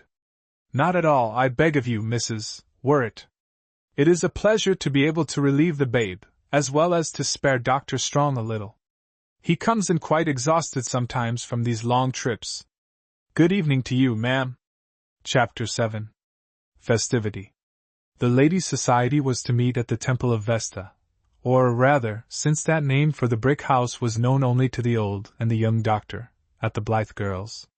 The sisters always entertained the society once a year, and it was apt to be the favorite meeting of the season. It was the peaceful pastime of 2 weeks, for Miss Phoebe and Miss Vesta, to prepare for the annual festivity, by polishing the already shining house to a hardly imaginable point of brilliant cleanliness. In the kitchen of the temple, Diploma Grotti ruled supreme, as she had ruled for 20 years. Miss Phoebe was occasionally permitted to trifle with a jelly or a cream, but even this was upon sufferance, while if Miss Vesta ever had any culinary aspirations, they were put down with a high hand, and an injunction not to meddle with them things, but see to her parlours and her chaney. This injunction, backed by her own spotless ideals, was faithfully carried out by Miss Vesta. Miss Phoebe, by right of her position as elder sister and martyr to rheumatism, though she sometimes forgot her martyrdom in these days, took charge of the upper class of preparation, examined the lace curtains in search of a possible stitch dropped in the net, did up the frilled linen bags that formed the decent clothing of the window tassels, the tidies, and the entire stock of laces owned by her and her sister. One could never be sure beforehand which collar one would want to wear when the evening came, and while one was about it, it was as well to do them all. So for many days the sewing-room was adorned with solemn bottles swathed in white, on which collars, cuffs, and scarfs were delicately stitched. Miss Vesta cleaned. For some days the young doctor had been conscious of a stronger odor than usual of beeswax and rosin. Also, the tiny room by the front door, which was sacred as his office, began to shine with a kind of inward light. No one was ever there when he came in, no one, that is, save the occasional patient, but he always found that his papers had assembled themselves in orderly piles on the table where he was wont to throw them, that the table itself had become so glossy that things slipped about or fell off whenever he moved them, and that no matter where he left his pipes, he always found them ranged with exact symmetry on the mantelshelf. If he could have known the affectionate terror with which those delicate white old fingers touched the brown, fragrant, masculine things. There were 4 of the pipes, Zuleika, Haidee, Nirmahal, and Scheherazade. The fellows used to call them his harem, and him Haroun al-Raskid. Geoffrey was always careful about wiping his feet when he came in. He was a well-brought-up lad, and never meant to leave a speck on the polished floor. Now, however, he was aware of fragrant, newly rubbed spots that appeared as if by magic every time he returned through the entry after passing along it. Several times he saw a grey gown flutter and disappear through a doorway, but it might have been diploma. One day, however, it was the very day of the party, he chanced to come into the parlour for a match or the like, and found Miss Vesta on her knees, apparently praying to one of the teakwood chairs, and the girl Vesta, white as wax, standing beside another, rubbing it with even, practiced strokes. The young doctor looked from one to the other. "What does this mean?" he said. "What upon earth are you doing, you two?" Miss Vesta looked up, pink and breathless. "My dear Dr. Strong, I wish you would use your professional influence with Vesta. I am making a little preparation, as you see, for this evening. I take pleasure in it, and find the exercise beneficial. But Vesta is entirely unfit for it, as I have repeatedly pointed out to her. She persists." The little lady paused for breath. The young doctor took the cloth from the girl's hand, and opened the door. "You would better go and lie down, Miss Blythe," he said abruptly. "I'll see to this," he said. "Tomfoolery," but not aloud. The color crept into Vesta's white cheeks, the first he had seen there. "I don't want to lie down, thank you," she said coldly. "Give me the cloth, please." Their eyes measured swords for an instant. Then, "You can hardly stand now," said Geoffrey quietly. "If you faint I shall have to carry you upstairs, and that." She was gone, but he still saw her face like a white flame. He looked after her a moment, then turned to Miss Vesta, who was still on her knees. His look of annoyance changed to one of distress. "Dear Miss Vesta, will you please get up this moment? What can you be doing? Are you praying to St. Beeswax?" "Oh no, Dr. Strong. We never, the Orthodox Church, but you are jesting, my dear young friend. A little healthful exercise, oh please, Dr. Geoffrey."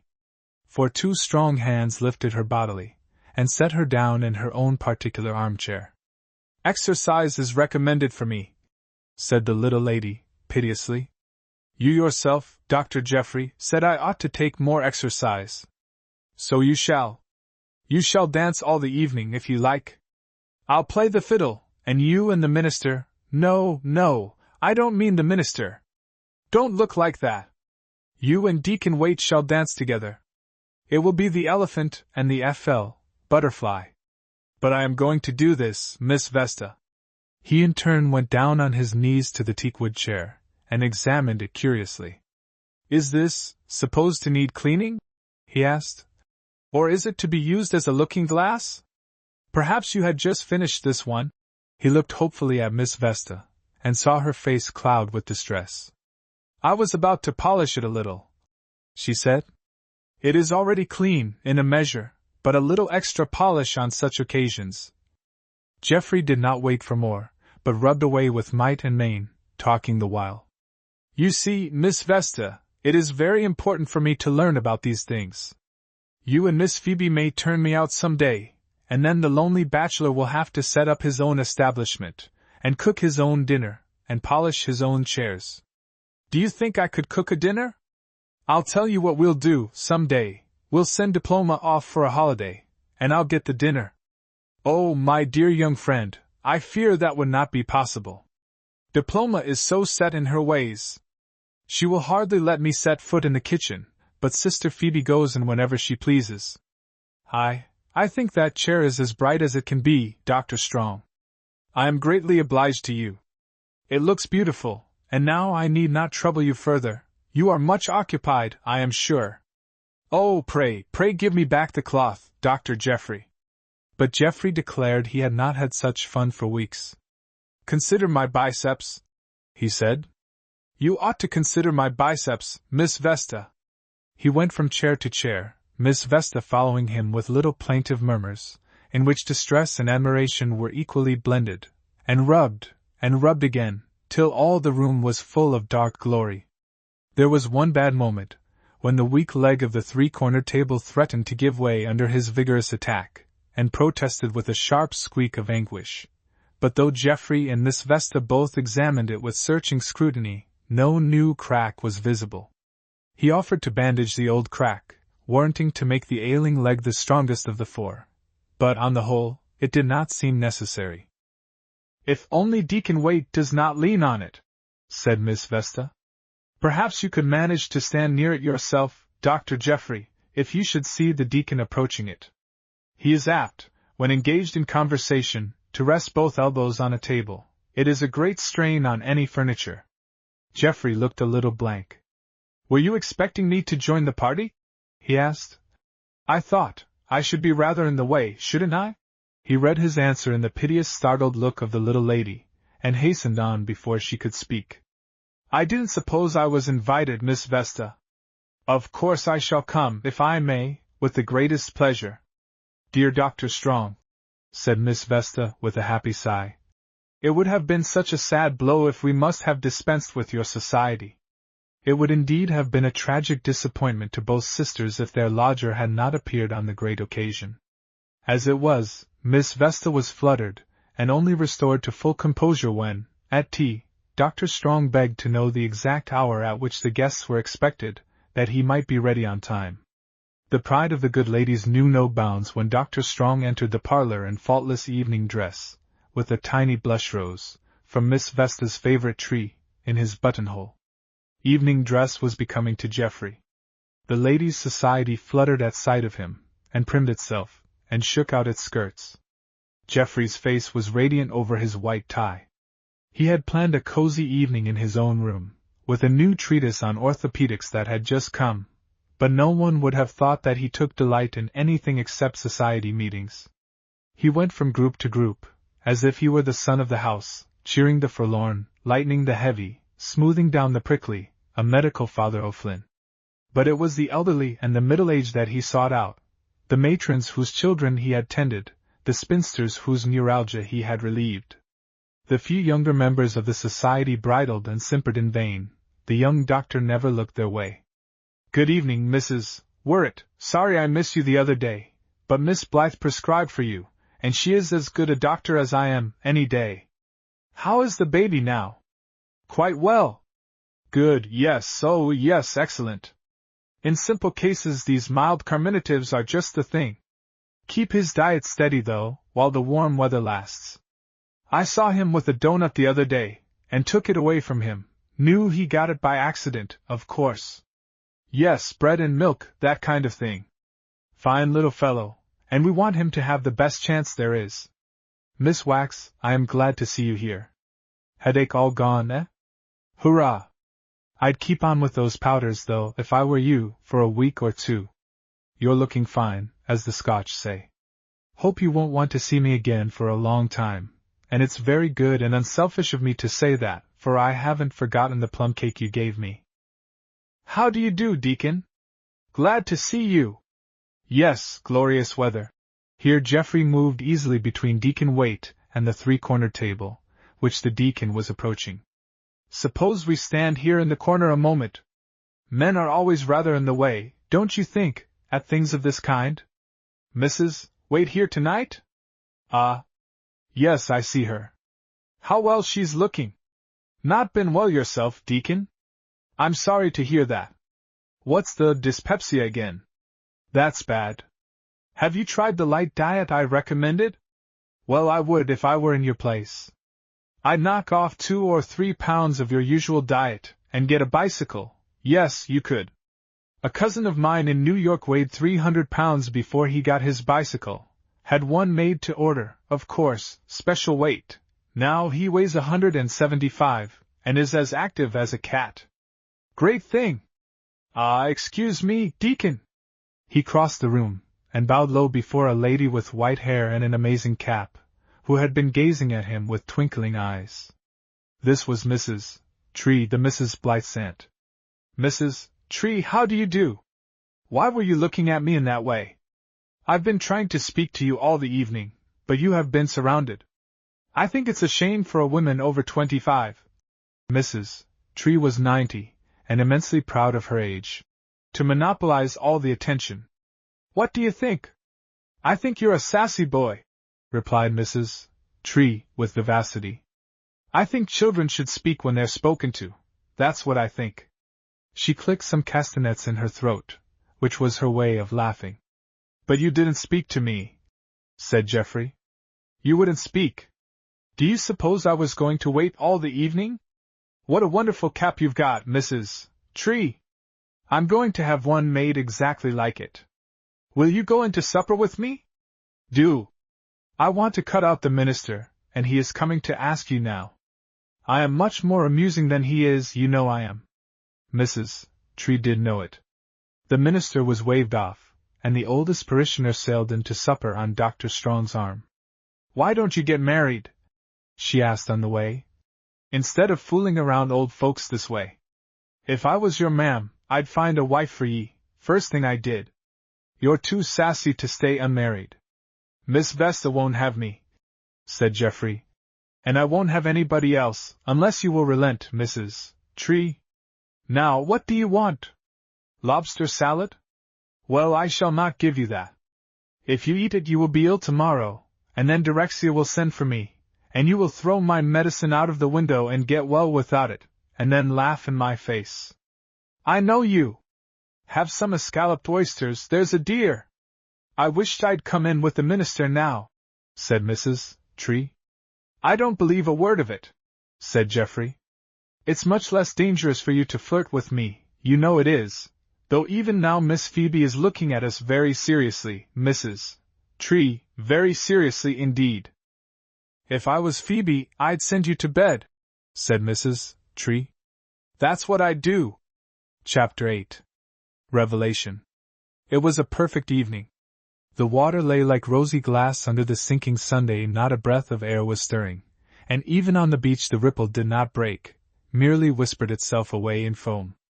The canoe moved easily, when it did move, under a practiced stroke, but much of the time it lay at ease, rocking a little now and then as a swell rose and melted under it. Vesta lay among her pillows at one end, and Geoffrey faced her. Her face was turned toward the west, and he wondered whether it was only the sunset glow that touched it, or whether the faint rosy flush belonged there. Certainly the waxen hue was gone, certainly the girl was wonderfully better. But he did not look at her much, because it got into his breathing somehow. He had not been paddling for a year, and he was soft. Of course, nothing surprising in that. He was telling her about some of his patients. The thing that did surprise him was the interest she seemed to take. Active, intelligent interest. Being sick herself, perhaps, gave her a natural sympathy, and she certainly had extraordinary intelligence, even insight. Singular thing for a girl to have. But what became of the poor little fellow? Did he live? Better not, I am sure. I hope he did not. Yes, almost a pity, but he did live. Got well, too, after a fashion, but he'll never be able to do anything. The girl was silent. Presently, I wonder whether it is worth while to get well after a fashion, she said. I wonder if it's worth while to go on living and never be able to do anything. I suppose I shall find out. You, said the young doctor. You will be entirely well in a year, Miss Blythe. I'd be willing to wager it. Vesta shook her head. No, she said. The spring is broken. There is nothing real the matter with me, I know that well enough. It's nothing but nerves, and heart, and mind, nothing but the whole of my life broken and thrown aside. She spoke bitterly, and Geoffrey felt a pang of compassion. She was so young, and so pretty, beautiful was the word, rather. It seemed too cruel. If only she would not say anything more about it. How could she? Was it because he was a physician? He would go and be a costermonger if that. You see, she went on slowly, I cared so tremendously. I had thought of nothing else for years, dreamed of nothing else. All there was of me went into it. And then, when this came, when he told me, it was pretty hard. The quiver in her voice was controlled instantly, but it was almost worse than the sobs. Geoffrey broke out fiercely. I don't know whether this man is more a beast or a devil, but I know that he is not fit to live, and I wish I. Vesta looked up at him in surprise. His face was crimson, his angry eyes looked beyond her, above her, anywhere except at her. I don't know what you mean, she said. He was neither. He was kind, oh, very kind. He did it as tenderly as possible. I shall always be grateful. The quiver came again, and she stopped. Oh! Cried Geoffrey. He drove his paddle savagely into the water, and the canoe leaped forward. What were women made of? Why must he be subjected to this? The silence that followed was almost worse than the speech. Finally he stole a glance at his companion, and saw her face still faintly rosy. It must be mostly the light, and set in a sadness that had no touch of resentment in it. Perhaps you don't like my talking about it, she said after a while. Geoffrey uttered an inarticulate murmur, but found no words. The aunties don't? Aunt Phoebe gets angry, and Aunt Vesta tearful and embarrassed. But well, I could not stay at home. Everything there reminded me, I thought if I came here, where no such ideas ever entered, I might begin, not to forget, but to resign myself a little, after a time. But I found you here. No, let me speak. She raised her hand, as Geoffrey tried to interrupt. I have to make you understand, if I can, why I was rude and odious and ungrateful when I first came, for I was all those things, and I am not naturally so, I truly don't think I am. But don't you see, to come right upon someone who was having all that I had lost, enjoying all I had hoped to enjoy, and caring, well, perhaps as much as I cared, but still in a different way, a man's way, taking it all as a matter of course, where I would have taken it on my knees. You must let me speak now, Miss Blythe, said Geoffrey Strong. He spoke loud and quickly, to drown the noise in his ears. I cannot let you go on, under such a total misapprehension. I could not in a lifetime say how sorry I am for your cruel trouble. It makes me rage, I'd like to, never mind that now. But you are wholly mistaken in thinking that anything of the kind has ever come into my own life. I don't know how you receive the impression, but you must believe me when I say I have never had any such affair, nor the shadow of one. It isn't my line. I not only never have had, but probably never shall have. He was hurrying out word upon word, hoping to get it over and done with once and forever. But letting his eyes drop for an instant to the girl's face, he saw on it a look of such unutterable amazement that he stopped short in his headlong speech. They gazed at each other from alien worlds. At length, Dr. Strong, said Vesta, and the words dropped slowly, one by one. What do you mean? Geoffrey was silent. If she did not know what he meant, he certainly did not. "What do you mean?" she repeated. "I do not understand one word of what you are saying." Geoffrey tried hard to keep his temper. "You were speaking of your disappointment," he said stiffly. "You seemed to take it for granted that I was engaged in some affair of a similar nature, and I felt bound to undeceive you. I have never been what is called in love in my life." The bewilderment lingered in Vesta's eyes for an instant, then a light came into them. The sunset rushed in one crimson wave over face and neck and brow. She fell back on her pillows, quivering from head to foot. Was she going to cry again? She was laughing. Silently at first, trying hard to control herself. But now her laughter broke forth in spite of her, and peal after peal rang out, wild and sweet, helpless in its intensity. Geoffrey sat paralyzed a moment, then the professional instinct awoke. "Hysteria! Another manifestation, that is all. I must stop it." He leaned forward. "Miss Blythe!" "Ha ha ha!" laughed the girl. "Oh dear, oh dear! What shall I do? Ha ha ha ha! Oh, what shall I do?" "Stop!" said Geoffrey Strong. "Do you hear me? Stop!" "Oh yes, I hear you, but it is so funny. Oh, it is so funny. Ha ha ha! What shall I do? What shall I do?" said Geoffrey to himself. "She'll have the canoe over in another minute." He crept toward the girl, and seized her wrists in a firm grip. "Be still," he said. "I shall hold you until you are quiet. Be still. No more. Be still." "You hurt me," whispered the girl. The wild laughter had died away, but she was still shaking, and the tears were running down her cheeks. "I mean to hurt you. I shall hurt you more, if you are not quiet. As soon as you are quiet I will let you go. Be still, still, there." He loosed her hands, and took up the paddle again. This kind of thing was very exhausting. He was quivering himself, quite perceptibly. Now why? Nerves of sympathy?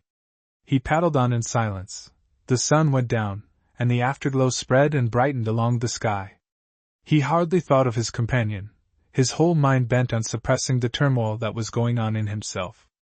He started at the sound of her voice. It was faint, but perfectly controlled. "Dr. Strong! Miss Blythe! You thought I had had a disappointment in love? I did. You are mistaken. You misunderstood my aunt, or me, or both. I have never any more than you." Her voice grew stronger, and she sat upright. "It was so very funny. No, I am not going off again, but I think there was some excuse for me this time. You certainly are having every opportunity of studying my case, Dr. Strong. The truth is, I supposed it had been made clear to you. How could I suppose anything else? It was my career, my life, that I had to give up, not a man. You say you have never been what is called in love, Dr. Strong. No more have I." There was silence, and now it was in Geoffrey's face that the tide rose. Such a burning tide it was, he fancied he heard the blood hiss as it curled round the roots of his hair. He noted this as curious, and remembered that in hanging or drowning it was the trifles that stamped themselves upon the mind. Also, it appeared that he was hollow, with nothing but emptiness where should have been his vital parts. "Shall I say anything?" he asked presently. "There isn't anything to say, is there, except to beg your pardon? Would you like to hear that I am a fool? But you know that already. Your aunt, things were said that were curiously misleading. Not that that is any excuse. Do you want me to go into detail, or may I drown myself quietly?" "Oh, don't," said Vesta, smiling. "I could not possibly paddle myself home, and I should infallibly upset the canoe in trying to rescue you." "You would not try," said Geoffrey gloomily. "It would not be human if you tried. It would be professional," said Vesta. "Come, Dr. Strong, you see I can laugh about it, and you must laugh, too. Let us shake hands, and agree to forget all about it." Geoffrey shook hands, and said she was very magnanimous, but he still felt hollow. The only further remark that his seething brain presented was a scrap of ancient doggerel. "I wish I was dead, or down at Owl's Head, or anywhere else but here." This was manifestly inappropriate, so he kept silence, and paddled on doggedly. "And aren't you going to ask what my disappointment really was?" inquired Vesta, presently. "But perhaps you have guessed?" No, Geoffrey had not guessed. "Don't you want to know?" "I should really. It would be a comfort to me to talk it over with you, if you don't mind." Geoffrey would be delighted to hear anything that she chose to tell him. "Yes, you seem delighted." "Well, you see, you have not understood in the very least, and now in a moment you are going to know all about it." She paused for a moment, and there was an appeal in her clear, direct gaze, but Geoffrey did not want to be appealed to. "I was at Johns Hopkins," said Vesta. "It was the beginning of my second year. I broke down, and had to give it up. I was studying medicine myself, Dr. Strong." "Oh!" cried Geoffrey Strong. The exclamation was a singular one, a long cry of amazement and reprobation. Every fiber of the man stiffened, and he sat rigid, a statue of disapproval. "I beg your pardon," he said after a moment. "I said it before, but I don't know that there is anything else to say. No doubt I was very stupid, yet I hardly know how I could have supposed just this to be the truth. I know! I beg your pardon. That is all." The girl looked keenly at him. "You are not sorry for me any more, are you?" she said. Geoffrey was silent. "You were sorry, very sorry," she went on. "So long as you thought I had lost that precious possession, a lover, had lost the divine privilege of, what is the kind of thing they say, merging my life in another's, becoming the meek and gentle helpmeet of my God-given Lord and Master, you were very sorry.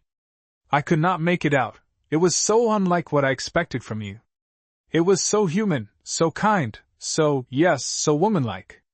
But the moment you find it is not a man, but only the aspiration of a lifetime, the same aspiration that in you is right and fitting and beautiful, you sit there like a lamp-post, and disapprove of me." "I am sorry," said Geoffrey. He was trying hard to be reasonable, and said to himself that he would not be irritated, come what might. "I cannot approve of women studying medicine, but I am sorry for you, Miss Blythe." Her face, which had been bitter enough in its set and scornful beauty, suddenly melted into a bewildering softness of light and laughter. She leaned forward. "But it was funny," she said. "It was very, very funny, Dr. Strong, you must admit that. You were so compassionate, so kind, thinking me. Do you think perhaps, but never mind. You certainly have the right to say whatever you choose," said Geoffrey, holding himself carefully. "And all the time," she went on, "I utterly unconscious, and only fretting because I could not have my own life, my own will, my own way." "By Jove!" said Geoffrey, starting. That's what I say myself." "Really?" said Vesta dryly. "You see, I also am human, after all." "Do you see little Vesta anywhere, sister?" asked Miss Phoebe Blythe. Miss Vesta had just lighted her lamp, and was standing with folded hands, in her usual peaceful attitude of content, gazing out upon the sunset sea.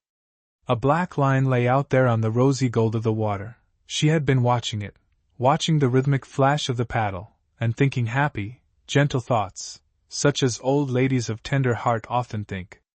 Miss Phoebe had no part in these thoughts, and Miss Vesta looked hurriedly round at the sound of her crisp utterance.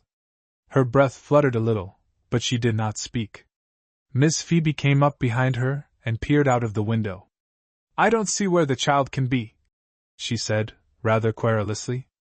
"I thought she was in the garden, but I don't. Do you see her anywhere, Vesta?" Miss Vesta had never read the Pickwick Papers. She considered Dickens vulgar, but her conduct at this moment resembled that of Samuel Weller on a certain noted occasion. Raising her eyes to the twilight sky, Miss Vesta said gently, "No, Sister Phoebe, I do not." Chapter 9. Side Lights. Ulmerton, June 20th, 1900. Dear Jim, it is rather curious that you should have written me this particular letter at this particular time. Give me a man's coincidences and I'll give you his life. Who is it says that? You want my opinion about women studying medicine, You personally have reason to think that the career of medicine is not incompatible with true womanliness, exquisite refinement, perfect grace and breeding. I really cannot copy your whole letter.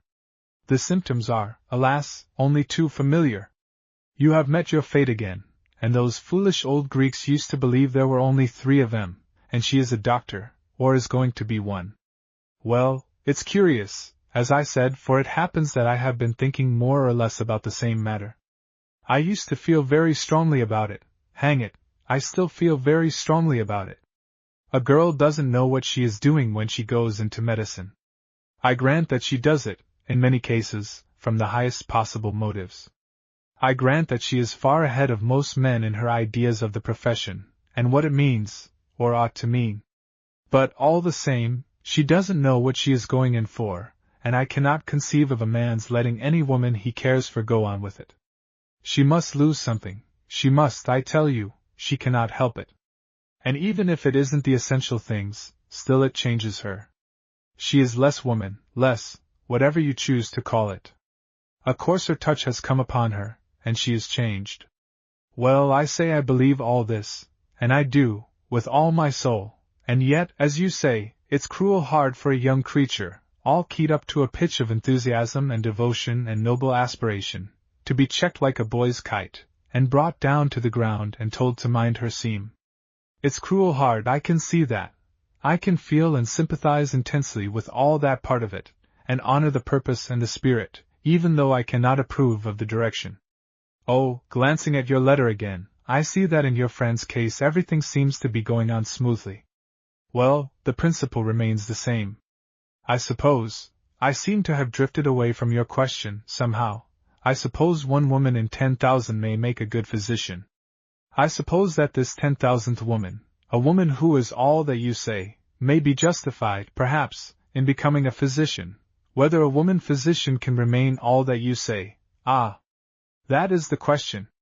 Man alive, am I Phoebus Apollo, that I should know the answers to all the questions? I wish I could find the way to Delphi myself. But don't get the idea that you bore me with your confidences, old man. Did I say so? On the contrary, tell me all you can, it interests me extremely. I am thinking about these matters, pathologically, a good deal. A physician has to, of course. Tell me how you feel, how it takes you. Do you find it gets into your breathing sometimes, like rarefied air? Curious sensation, rarefied air. I remember it on Mont Blanc. What am I doing? Man, I am practicing medicine. Cases at present, 1 typhoid, 2 tonsillitis, 5 measles, 8 dyspepsia, 6 rheumatism, ed gen 1 cantankerousness, she calls it depression, 1 gluttony, 1 nerves. Pretty busy, but my will keeps me in good trim. I have been paddling more or less, too, to keep chest and arms up with the rest of the procession. The old ladies are as dear as ever. If I am not wholly spoilt, it will not be their fault, bless their kind hearts. The niece is better, I think. Goodbye, old man. Write again soon, and tell me more about Amaryllis. How pretty the classical names are, Chloe, Lalage, Diana, Vesta. I was brought up on Fanny's and Minnie's and Lottie's, with Eliza for a change. Horrible name, Eliza. Jeff. The young doctor had just posted the above letter, and was sauntering along the street on his way home. It lacked an hour of tea time, and he was wondering which of several things he should do. There was hardly time for a paddle. Besides, Vesta Blythe had gone for a drive with the minister's daughter. Geoffrey did not think driving half as good for her as being on the water. He must contrive to get through his afternoon calls earlier tomorrow. He might stop and see how Tommy Candy was. No! There was Tommy, sitting by the roadside, pouring sand over his head from a tin cup. He was all right then. The young doctor thought he would be if they stopped dosing him, and fed him like a Christian for a day or 2. Well, there was no one else who could not wait till morning. Why should he not go and call on Mrs. Tree? Here he was at the house. It was the hour when in cities the sophisticated clustered about 5 o'clock tea tables, and tested the comfort of various chairs, and indulged in talk as thin as the china and bread and butter. 5 o'clock tea was unknown in Elmerton, but Mrs. Tree would be glad to see him, and he always enjoyed a crack with her. He turned in at the neat gate. The house stood well back from the street, in the trimmest and primmest little garden that ever was seen.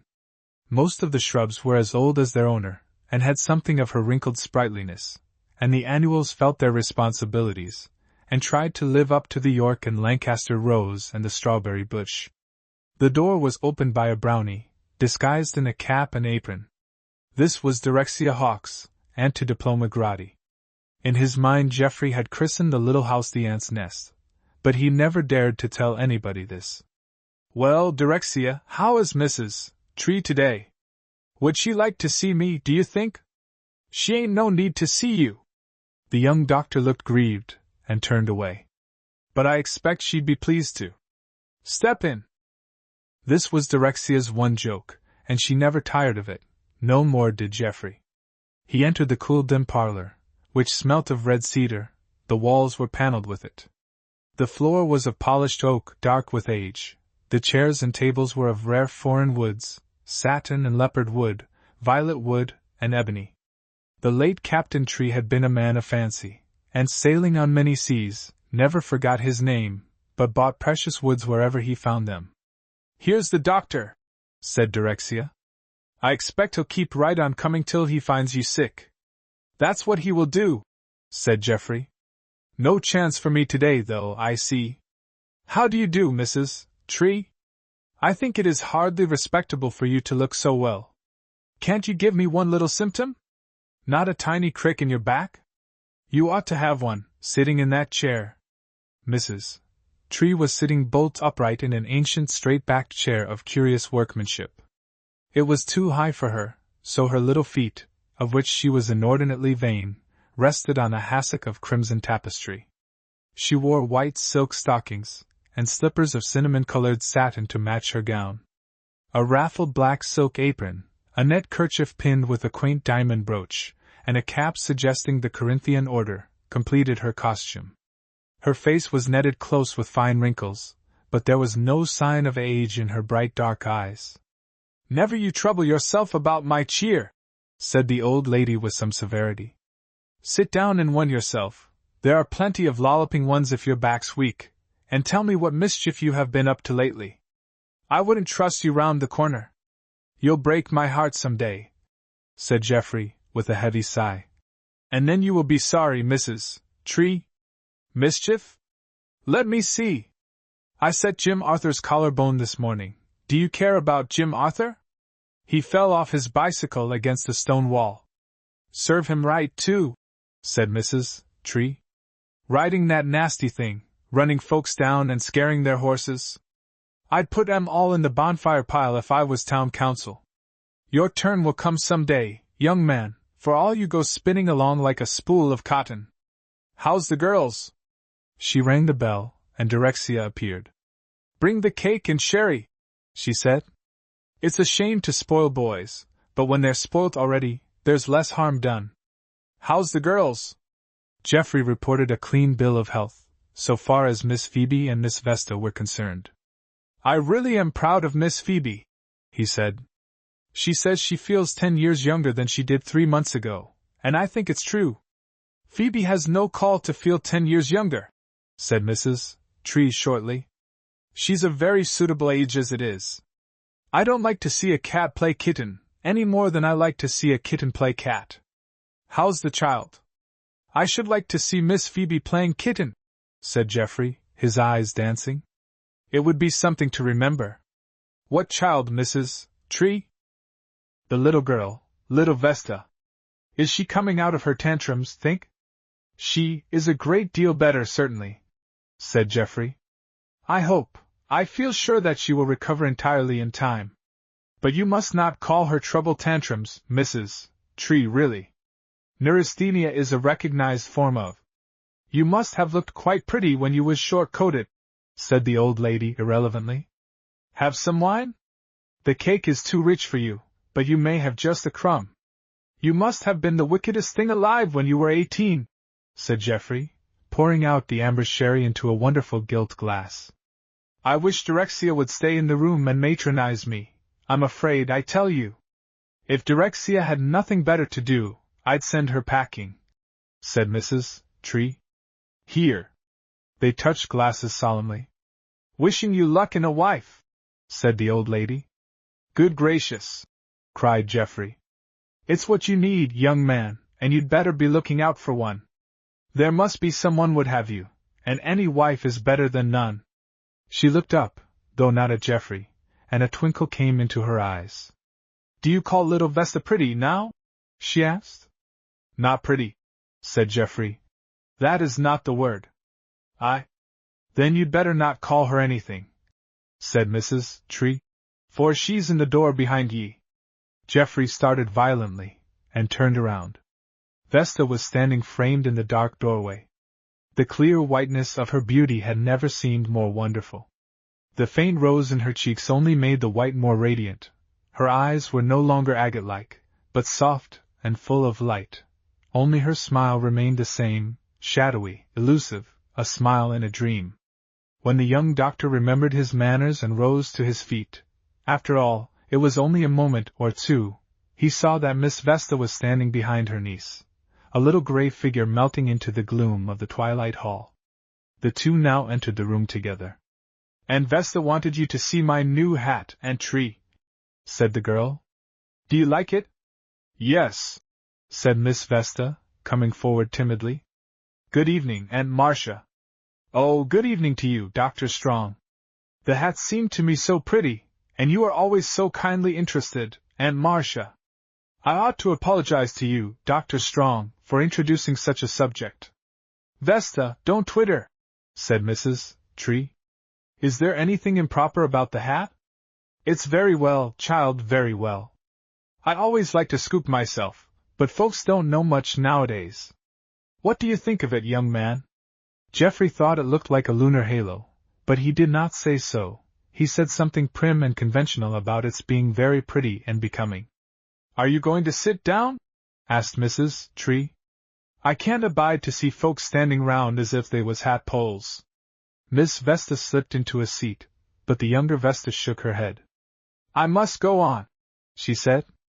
"Aunt Phoebe is expecting a letter, and I must tell her that there is none."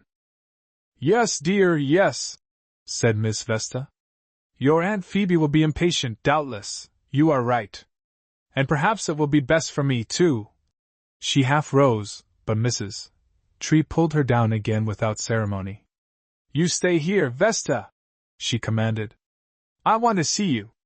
But you," she turned to Geoffrey, who had remained standing, "can go along with the child, if you're a mind to. You'll get nothing more out of me, I tell ye." "I am going to send you a measles bacillus tomorrow morning," said the young doctor. "You must take it in your coffee, and then you will want to see me every day. Goodbye, Mrs. Tree. Some day you will be sorry for your cruelty. Miss Vesta, till tea time." Aunt and niece watched the young couple in silence as they walked along the street. Both walked well. It was a pleasure to see them move. He was tall enough to justify the little courteous bend of the head, but not enough to make her anxious about the top of her hat, if she ever had such anxieties. "Well," said Mrs. Tree suddenly. Miss Vesta started. "Yes, dear Aunt Marcia," she said. "Yes, certainly, I am here. They make a pretty couple, don't they?" said the old lady. "If she would come out of her tantrums, hey, Vesta?" "Oh, Aunt Marcia," said Miss Vesta softly. She blushed very pink, and looked round the room with a furtive, frightened glance. "No, there's no one behind the sofa," said Mrs. Tree. "And there's no one under the big chair, and Phoebe is safe at home with her knitting, and the best place for her." Mrs. Tree did not get on with her niece Phoebe. "There's no use in looking like a scared pigeon, Vesta Blythe. I say they make a pretty couple, and I say they would make a pretty couple coming out of church together. I'd give her my Mackellan flounces, you'll never want 'em." "Oh, Aunt Marcia," said dear Miss Vesta, clasping her soft hands. "If it might be the Lord's will." "The Lord likes to be helped along once in a while," said Mrs. Tree. "Don't tell me. I wasn't born yesterday." And this statement was not to be controverted. Chapter 10, Over the Way. "Deacon," said Mrs. Wait, "Miss Tree is sick." Now really? Said the deacon. Is that so? It is so. She sent for Dr. Strong this morning. I saw Direxia go out, and she was gone just a length of time to go to the girls and back. Pretty soon he came, riding like mad on that will thing of his. He stayed most an hour, and came out with a face a yard long. I expect it's her last sickness, don't you? Meb so, said the deacon dubiously. Miss Tree has had a long life, she'd oughter be prepared, I trust she is. She has always loved the world's things, but I trust she is. Ain't this Ruther a slim dinner, Viney? I was looking for a boiled dinner today, kind of. Fried apples and pork was good enough for my father, replied his wife. And I guess they'll do for you, Ephraim. Wait. Dr. Strong says you eat too much every day of your life, and that's why you run to flesh so. Not that I think much of what he says. I asked him how he accounted for me being so fleshy, and not the value of a great spoonful passing my lips some days. He made answer he couldn't say. I think less of that young man's knowledge every time I see him. 'Pears to me if I was the Blythe girls, I should be real unwilling to have my aunt pass away with no better care than she's likely to get from him. Billy, where's your push-piece? I don't want to see you push with your fingers again. It's real vulgar. I've eat it, said Billy. Mother, there's the young lady from Miss Blitzie's going in to Miss Tree's. I want to know, so she is. She's got a bag with her. She's going to stay. Well, I expect that settles it. I should think Phoebe and Vesta would feel kind o' bad, being passed over in that way, but it's pleasant to have young folks about a dying bed. Annie Lizzie, I'll slap you if you don't stop kicking under the table, and Nathaniel was always his aunt's favorite. Most likely she's left her property to him, or to this girl. I expect it'll be a handsome provision. Miss Tree has lived handsome and close all her days. As you say, Deacon, I hope she's prepared, but I never see any signs of active piety in her myself. There was a pause, while all the family, except Annie Lizzie, who profited by the interlude to take 2 doughnuts beyond her usual allowance, gazed eagerly at the house opposite. She's questioning Direxia. She's shaking her head. Meb, it's all over by now, I expect it is. I declare, there's a kind of solemn look comes over a house, you can't name it, but it's there. Deacon, I think you'd ought to step over. Elder Haskell is away, you know, and you senior deacon. I do certainly think you'd ought to step over and offer prayer, or do whatever's needful. They'll want you to break it to the girls, like as not. It's terrible to have no man in a family. All them lone women, and everything to see to. I declare, my heart warms to 'em, if Phoebe is cranky. Ain't you going, Deacon? The deacon hesitated. I ain't sure that I'd better, Viney, he said. I feel no assurance that Miss Tree has passed away, and she is not one that welcomes inquiry as a rule. I've no objection to asking at the door. Now, Deacon, if that isn't you all over. You are always so afraid of putting yourself forward. Where would you have been this day, I should like to know, if it hadn't been for me shoving behind? I tell you, when folks comes to their last end they suffer a great change.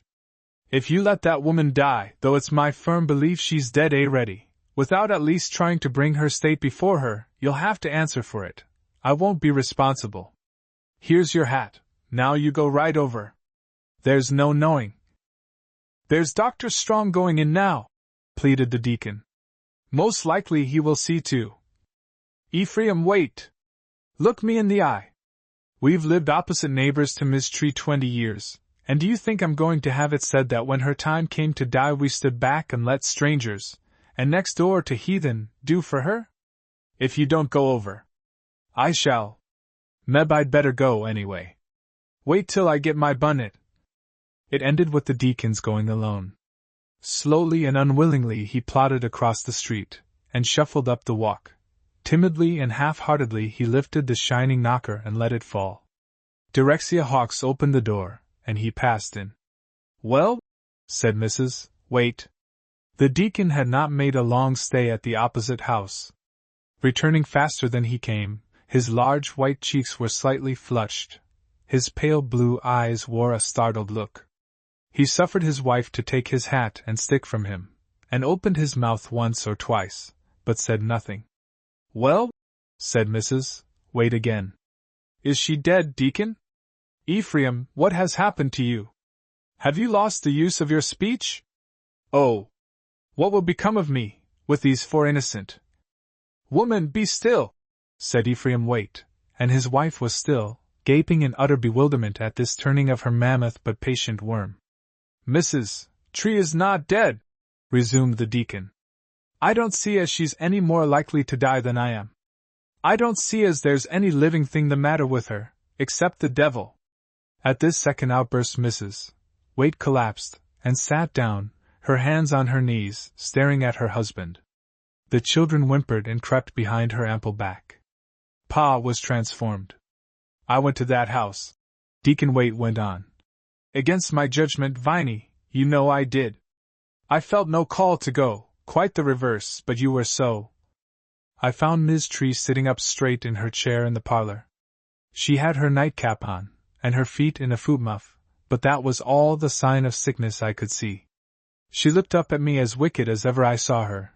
Here's the deacon, she says, he's heard I'm sick. Viney saw you come, doctor, and he has come to pray over me. I'm past praying for, deacon. Have some orange cordial. There was glasses on the tray, and a decanter of that cordial Direxia makes. It's too strong for a temperance household. Dr. Strong and that young Blythe girl were sitting on 2 stools, and they was all 3 playing cards. I suppose I looked none too well pleased, for Miss Tree said, I can't have you turning my cordial sour, Ephraim Waite.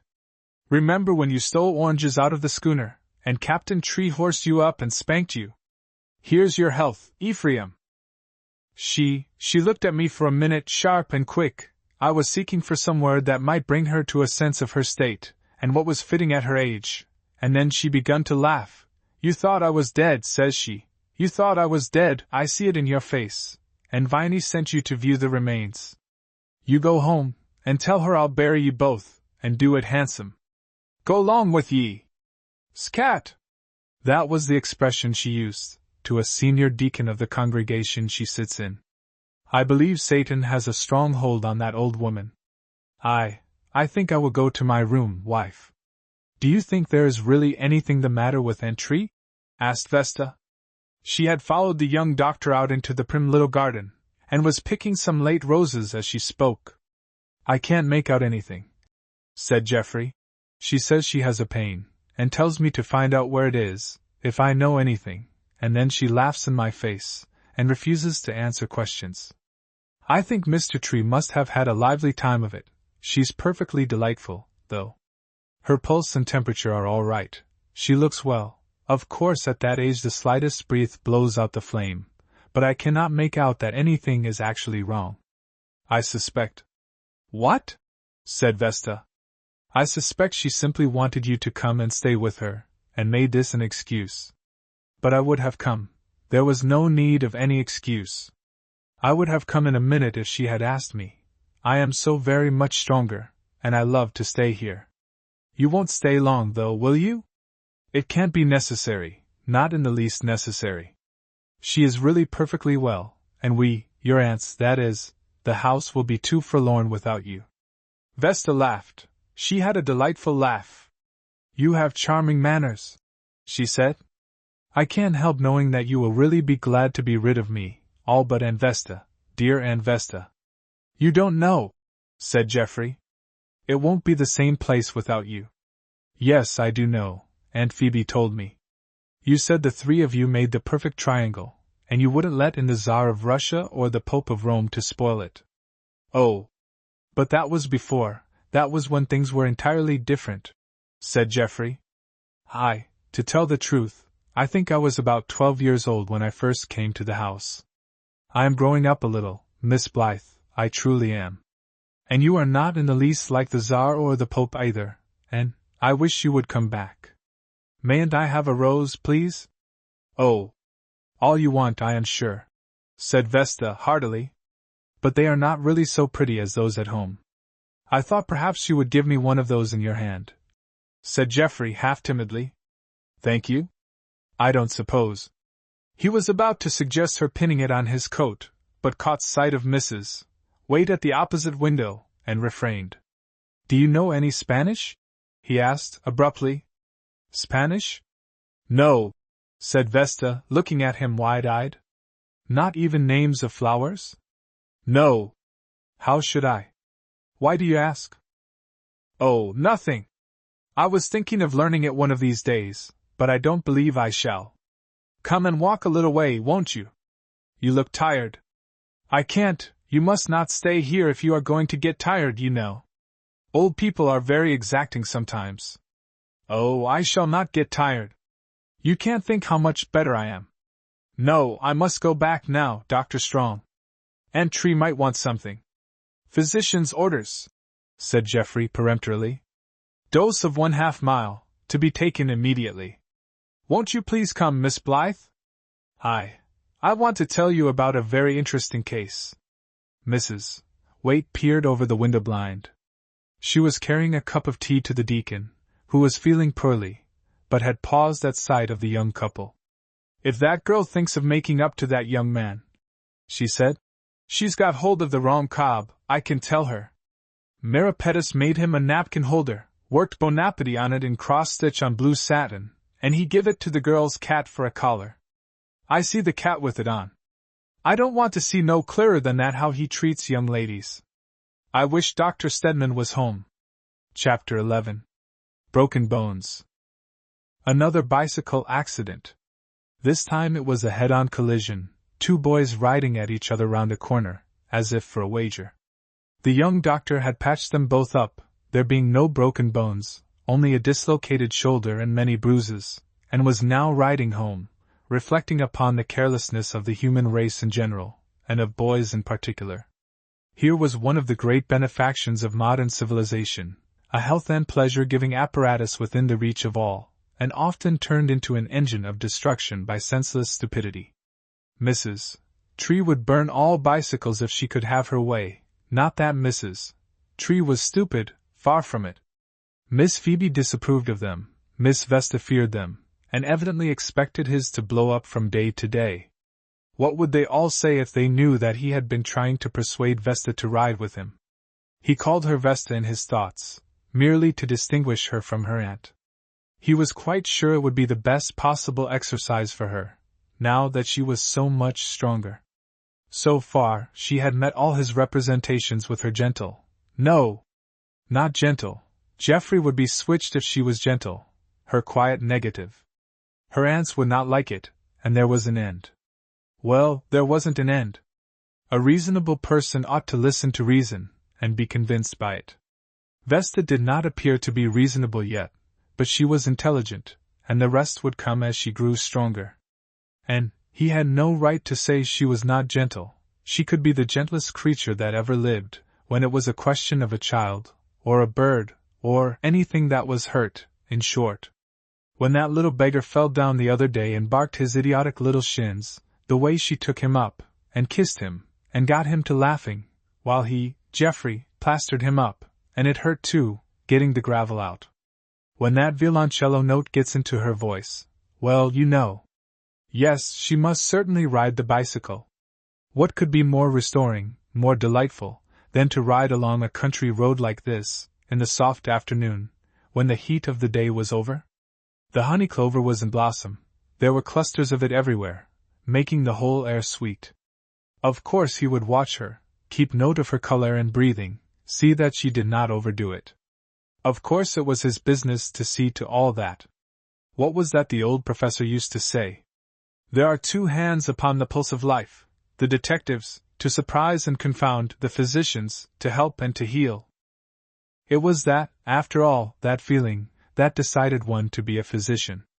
If he could do anything to help this beautiful and, yes, noble creature, he was bound to do it, wasn't he, whether her aunts liked it or not? Even, perhaps, whether she herself liked it or not. Well, but she would like it, she couldn't help liking it, once she tried it. She was built for a rider. He might borrow Miss Flabb's wheel for her. It was absurd for Miss Flabb to attempt to ride. She would never do enough to take down her flesh, and meantime, being nearsighted, she was at the mercy of every stray dog and hen, and likely to be run down by the first scorcher on the highroad. Now with him, even at the beginning, Vesta would have nothing to fear. he would. At this moment came an interruption. The interruption had 4 legs, and barked. It came from a neighboring farmhouse, and flew straight at the wheel, which was also flying, for the young doctor was apt to ride fast when he was thinking. There was a whirl of arms, legs, wheels, and tails, a heavy fall, and the dog ran off on 3 legs, kee-hieing to the skies, and the young doctor lay still in the road. Half an hour later, Mr. Ithuriel Butters stopped at the door of the Temple of Vesta. He was driving a pair of comfortable old white horses, who went to sleep as soon as he said, "Whoa!" He looked up at the house, and then behind him in the wagon. Seeing nobody at the windows, he looked up and down the street, and was aware of a young woman approaching. He hailed her. "Say, do you know the folks in that house?" "Yes," said Vesta. "I am staying there." "B," said Mr. Butters. "Wall, Dr. Strong boards there too, don't he?" "Yes, I don't think he is in now, though." "I know he ain't," said Ithuriel Butters. Vesta looked with interest at the stalwart old figure, and strong, keen face. Most of the wrinkles in the face had come from smiling, but it was grave enough now. "Will you come in and wait?" she asked. "Or leave a message?" "Wall, I guess I won't do either, this time," said Mr. Butters slowly. Vesta looked at him in some perplexity. He returned a glance of grave meaning. "You kin to him?" asked the old man. "Sister or cousin, Meb?" "No." "What is it?" "Something has happened to Dr. Strong." Vesta's hand tightened on the rail of the steps. "Keepin' company with him, p'raps?" "No, oh no." "Will you tell me at once, please, and plainly, what has happened?" Vesta spoke quietly. In her normal condition she was always quieter when moved, but the color seemed to fall from her cheeks as her eyes followed those of the old man to something that lay long and still in the cart behind him. "Fact is," said Mr. Butters, "I've got him here, 'pears to be." The strong old voice faltered for an instant. "'Pears to be bust up some constable.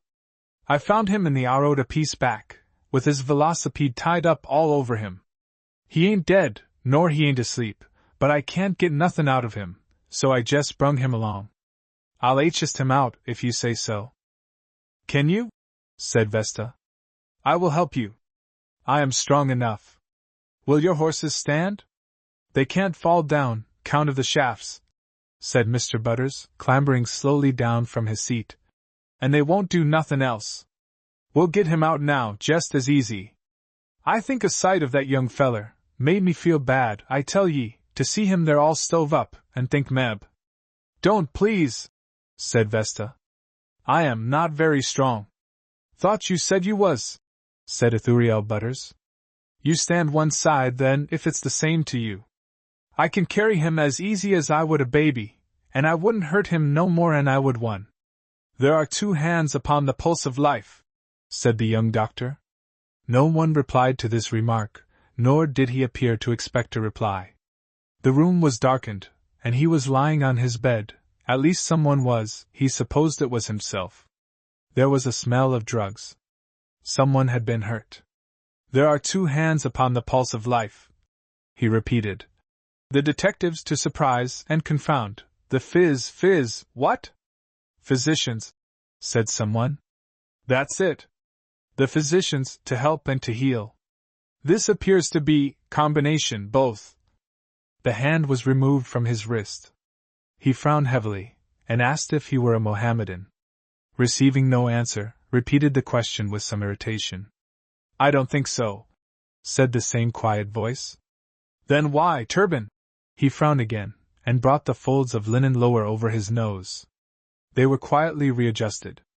The light, firm hand was laid on his forehead for a moment, then once more on his wrist. Then something was put to his lips. He was told to drink, and did so. Then he said, "My name is Geoffrey Strong. There is nothing the matter with me." "Yes, I know. But if you take away your hand, I can't hold on, you know." The hand was laid firmly on his. He sighed comfortably, murmuring something about not knowing that violoncellos had hands, dozed a few minutes, dragged himself up from unimaginable depths to ask, "You are sure you understand that about the pulse?" Being answered, "Yes, I quite understand," said, Then you'll see to it. And slept like a baby. When he woke next morning, it was with an alert and inquisitive eye. The eye glanced here and there, taking in details. What is all this? There was a soft flurry, and Miss Vesta was beside him. Oh! My dear young friend! Thank God, you are yourself again! Geoffrey's eyes softened into tenderness as he looked at her. Dear Miss Vesta! What is the matter? I seem to have... He tried to move his right arm, but stopped with a grimace. I seem to have smashed myself. Would it bother you to tell me about it? Stop, though! I remember. A dog ran out, and got tangled up in the spokes. Oh, yes, I remember. Am I much damaged? Arm broken, who said it? That's a nice bandage, anyhow. But why the malignant and the turban Turk effect? Is my head broken, too? Oh, no, dear Dr. Strong, nothing malignant, nothing at all of that nature, I assure you.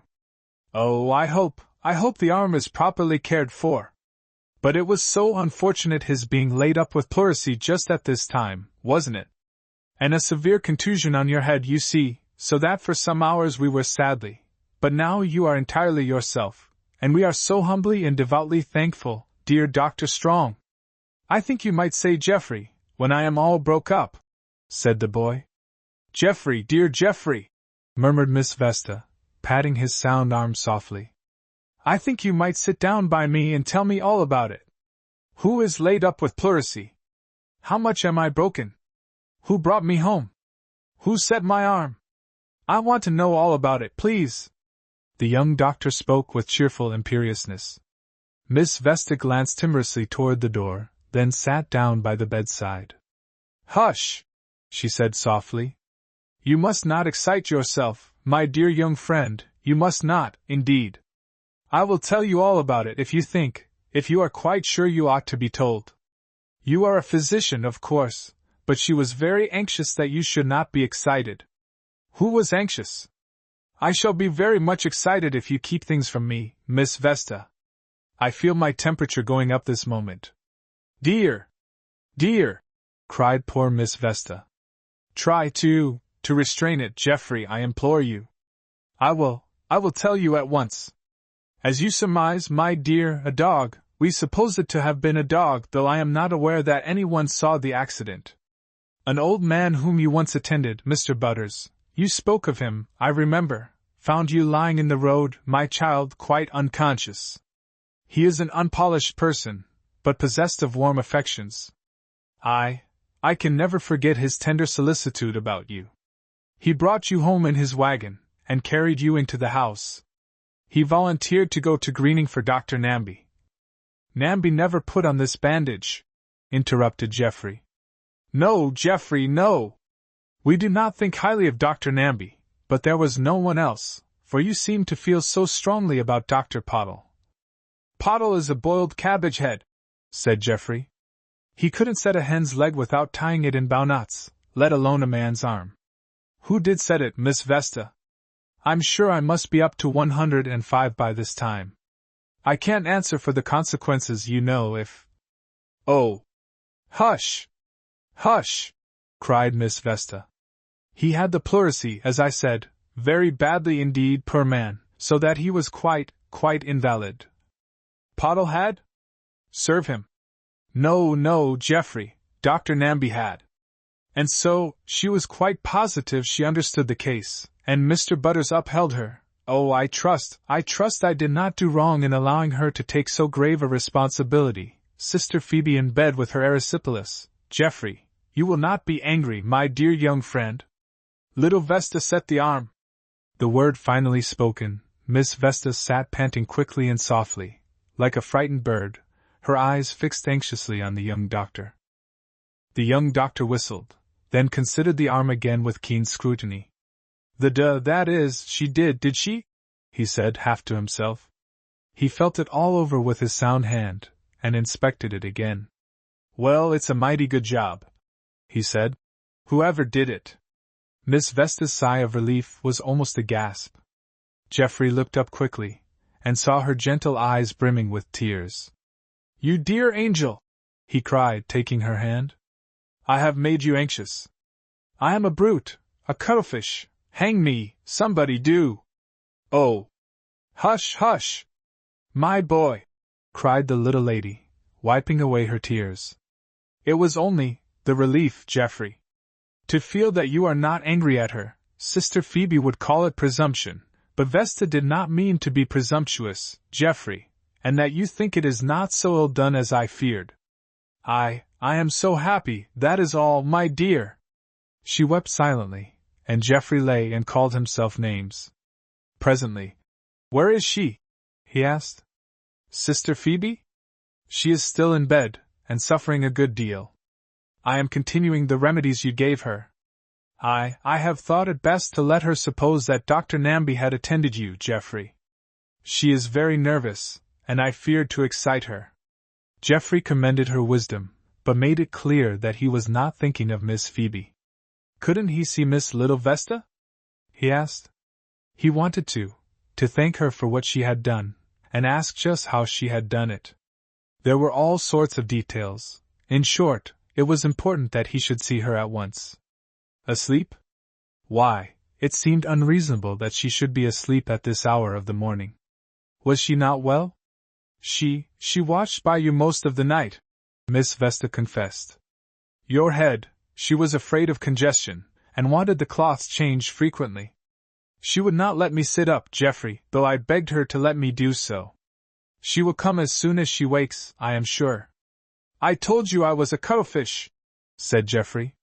Now you see. I believe I am getting sleepy again, Miss Vesta. What is that pretty thing you have around your neck? Did she sit in that chair? What a fool a man is when he is asleep! Seeing his eyelids droop, Miss Vesta moved softly away, was called back at the door, and found him looking injured. You haven't tucked me up, he said. Miss Vesta tucked him up with delicate precision, and drew the snowy counterpane into absolute smoothness. There, she said, her gentle eyes beaming with maternal pleasure.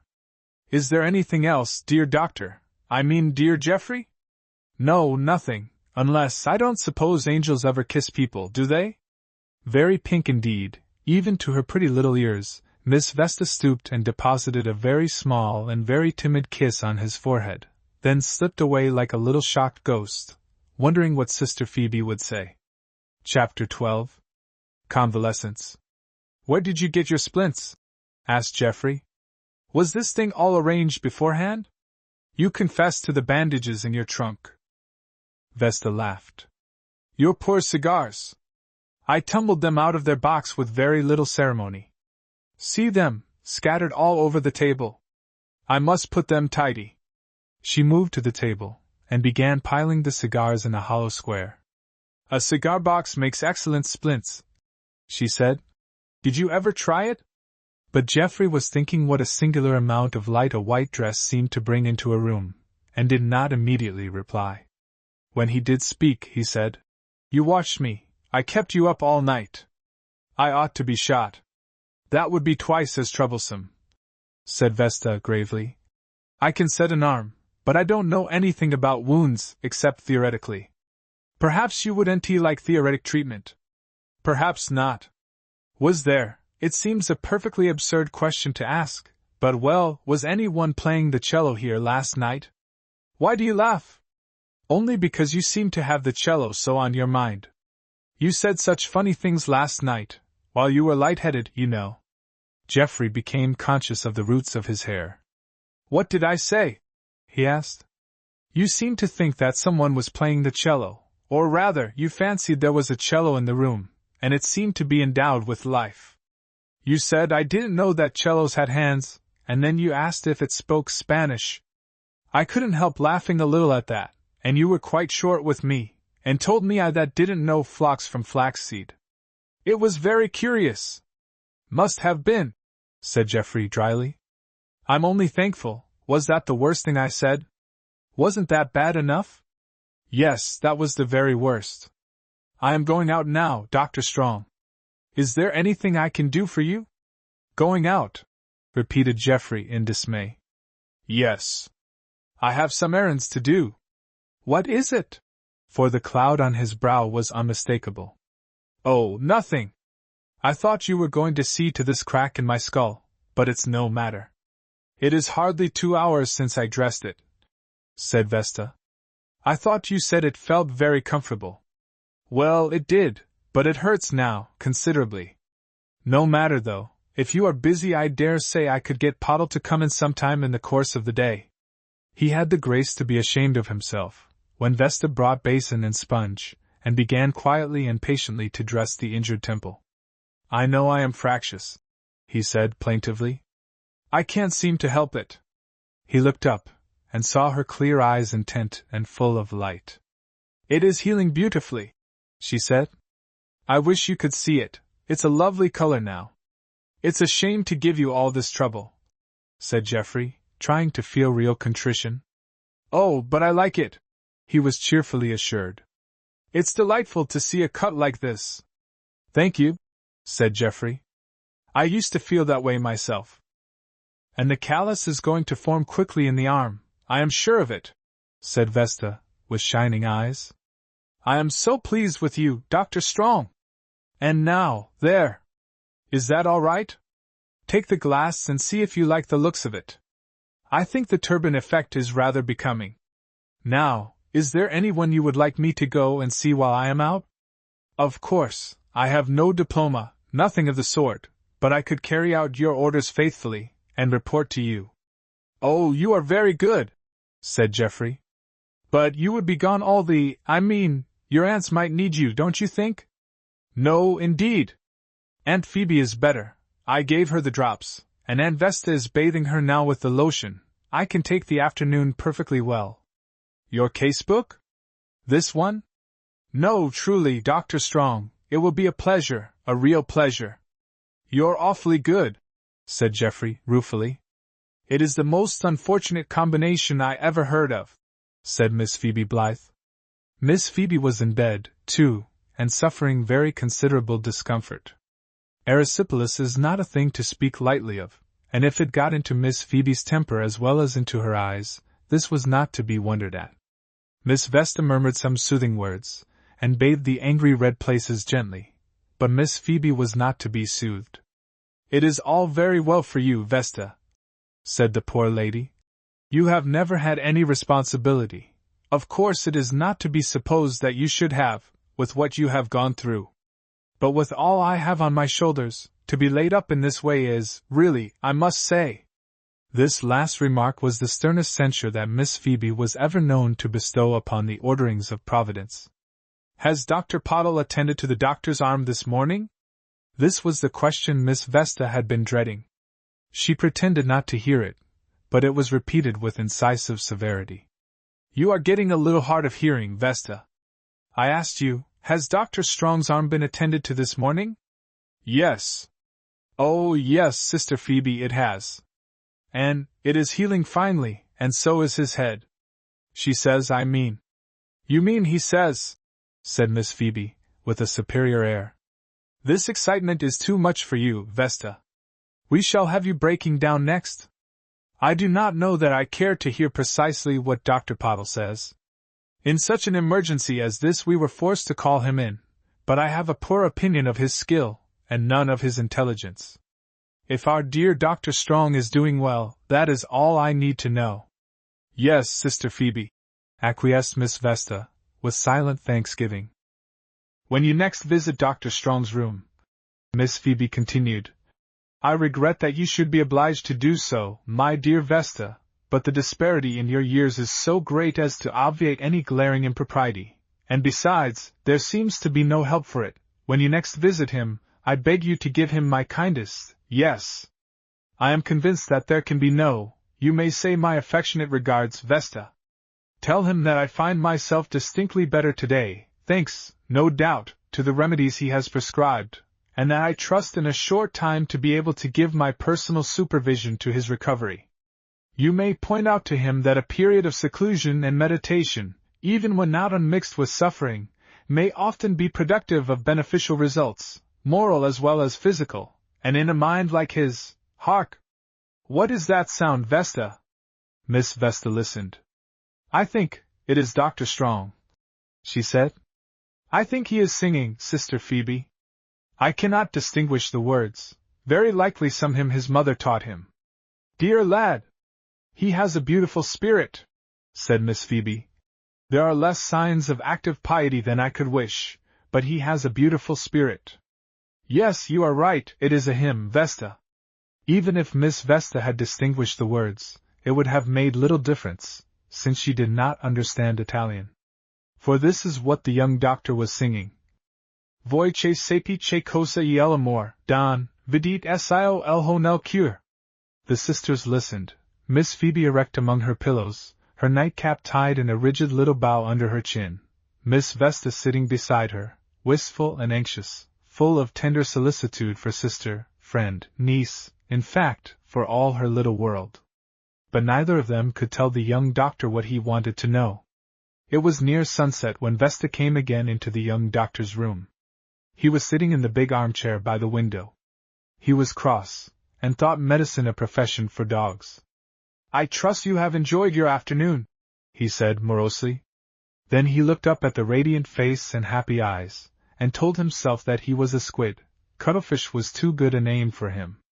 Vesta smiled and nodded, a little out of breath. I ran upstairs, she said. I didn't think, and I just ran. I am well, Dr. Strong, do you realize it? Oh, it is so wonderful. It is worth it all, every bit, to feel the spring coming back. You told me it would, you know. I didn't believe you, and I hastened to do homage to your superior intelligence. Hail, Solomon! Yes, I have had a most delightful afternoon, and now you shall hear all about it. She sat down, and took out the notebook. Geoffrey had been wondering all the afternoon what color her eyes were, now that they had ceased to be dark agates. I know now, he said. They are like Mary Donnelly's. Her eyes like mountain water where it's running o'er a rock. Whose eyes? Asked Vesta. Not Luella Slocum's? I was just going to tell you about her. No, not hers. How is she? You must have had a sweet time there. Vesta gave her head a backward shake. It was a pretty way she had, and laughed. I am sure I did her good, she said.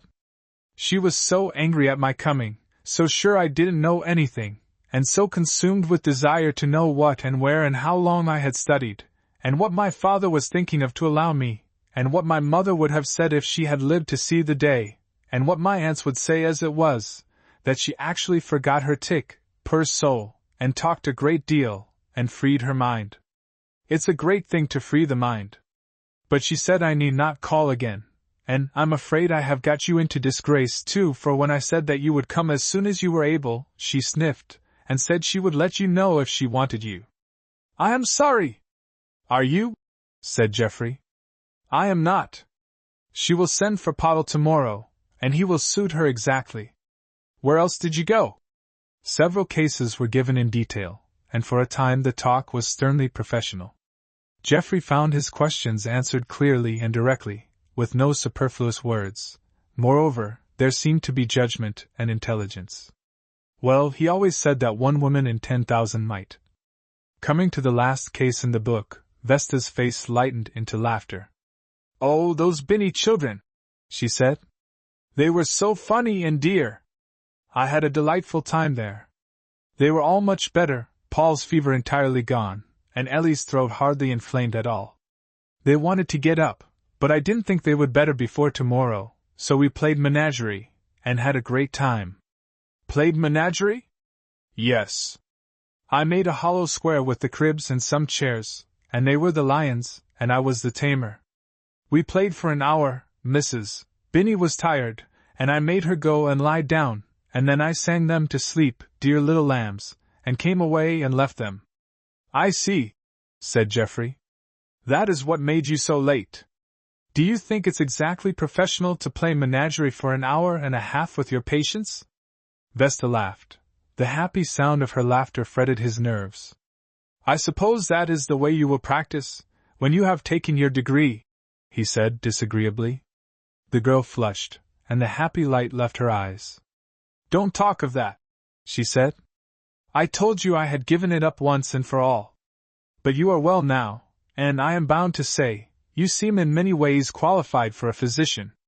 You might try again when you are entirely strong. And break down again? Thank you. No, I have proved to myself that I cannot do it, and there is an end. Then, it's no business of mine, of course. What will you do? Asked Geoffrey. His ill temper was dying out.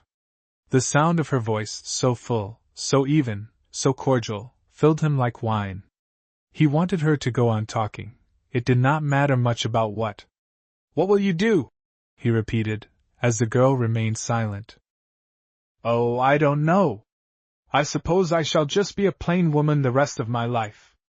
I don't think plain is exactly the word, said Geoffrey. You didn't think pretty was, said Vesta, and with a flash of laughter she was gone. Geoffrey had not wanted her to go. He had been alone all the afternoon. Ah, dear Miss Vesta! Was it solitude, the patient hour you spent by his side, reading to him, chatting, trying your best to cheer the depression that you partly saw, partly divined? Yes, for when an experiment in soul chemistry is going on, it is one element, and one only, that can produce the needed result. He had been alone, I say, all the afternoon, and his head ached, and there were shooting pains in his arm, and he used to think it would be so interesting to break a bone, that one would learn so much better in that kind of way. Well, he was learning no end. Only you wanted someone to talk it over with. There was no fun in knowing things if there was no one to tell about them. And anyhow, this bandage was getting quite dry, or it would be soon. There was the bowl of water on the stand beside him, but he could not change bandages with one hand. He heard Vesta stirring about in her room, the room next his. She was singing softly to herself. It didn't trouble her much that he was all alone, and suffering a good deal. She had a cold nature. Absurd for a person to be singing to chairs and tables, when other people. He coughed again, sighed long and audibly. The soft singing stopped. Was she? No. It went on again. He knew the tune, but he could not hear the words. There was nothing so exasperating as not to be able to place a song. Crash! Something shivered on the floor. Vesta came running, the song still on her lips. Her patient was flushed, and looked studiously out of the window. What is it? Oh, the bowl. I am so sorry.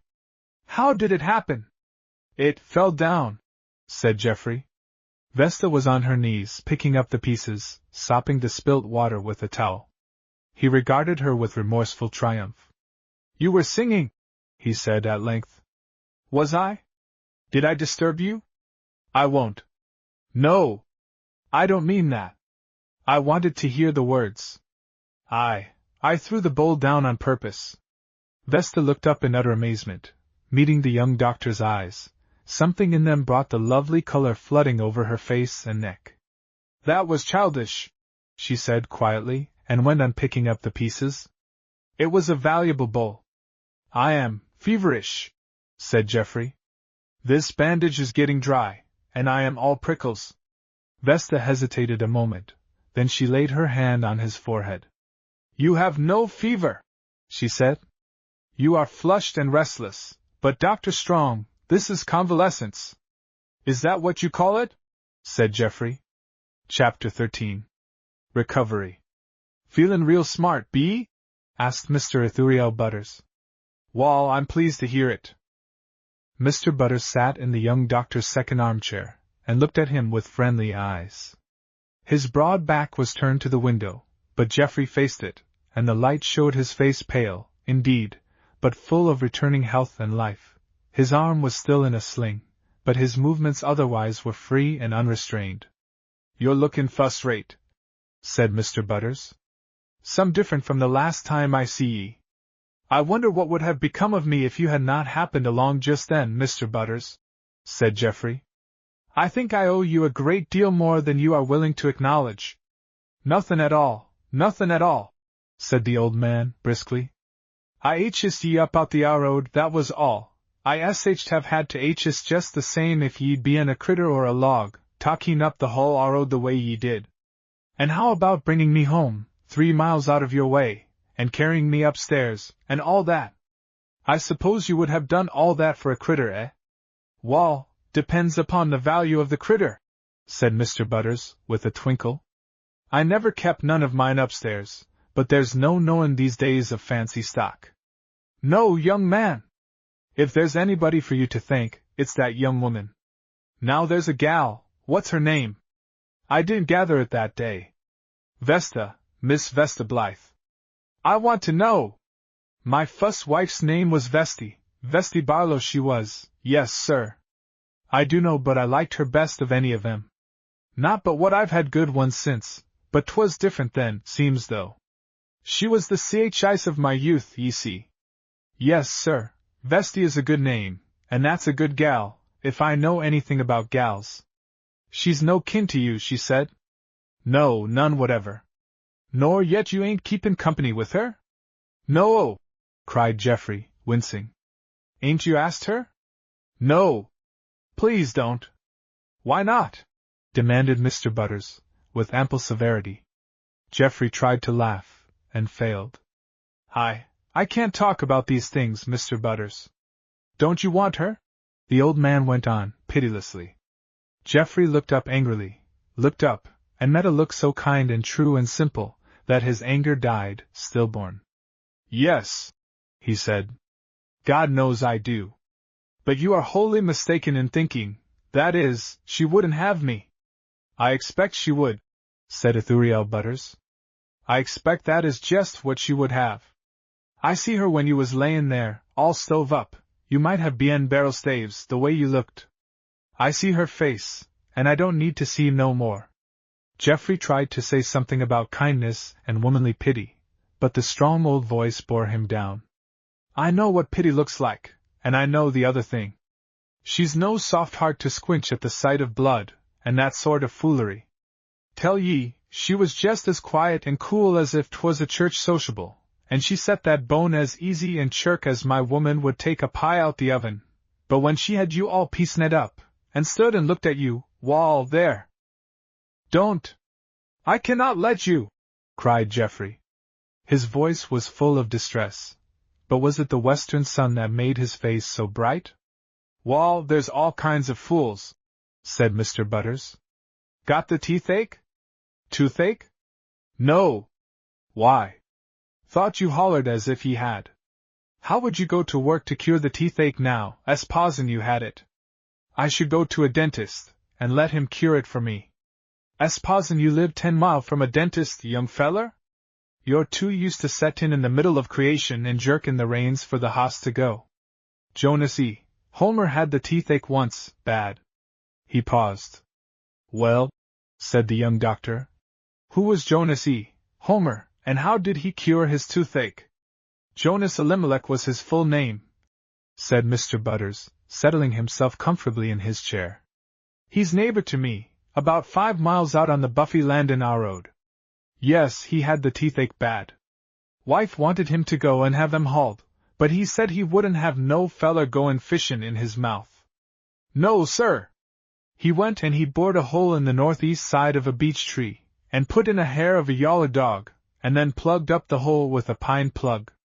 That was 10 years ago, and he's never had the teethache since.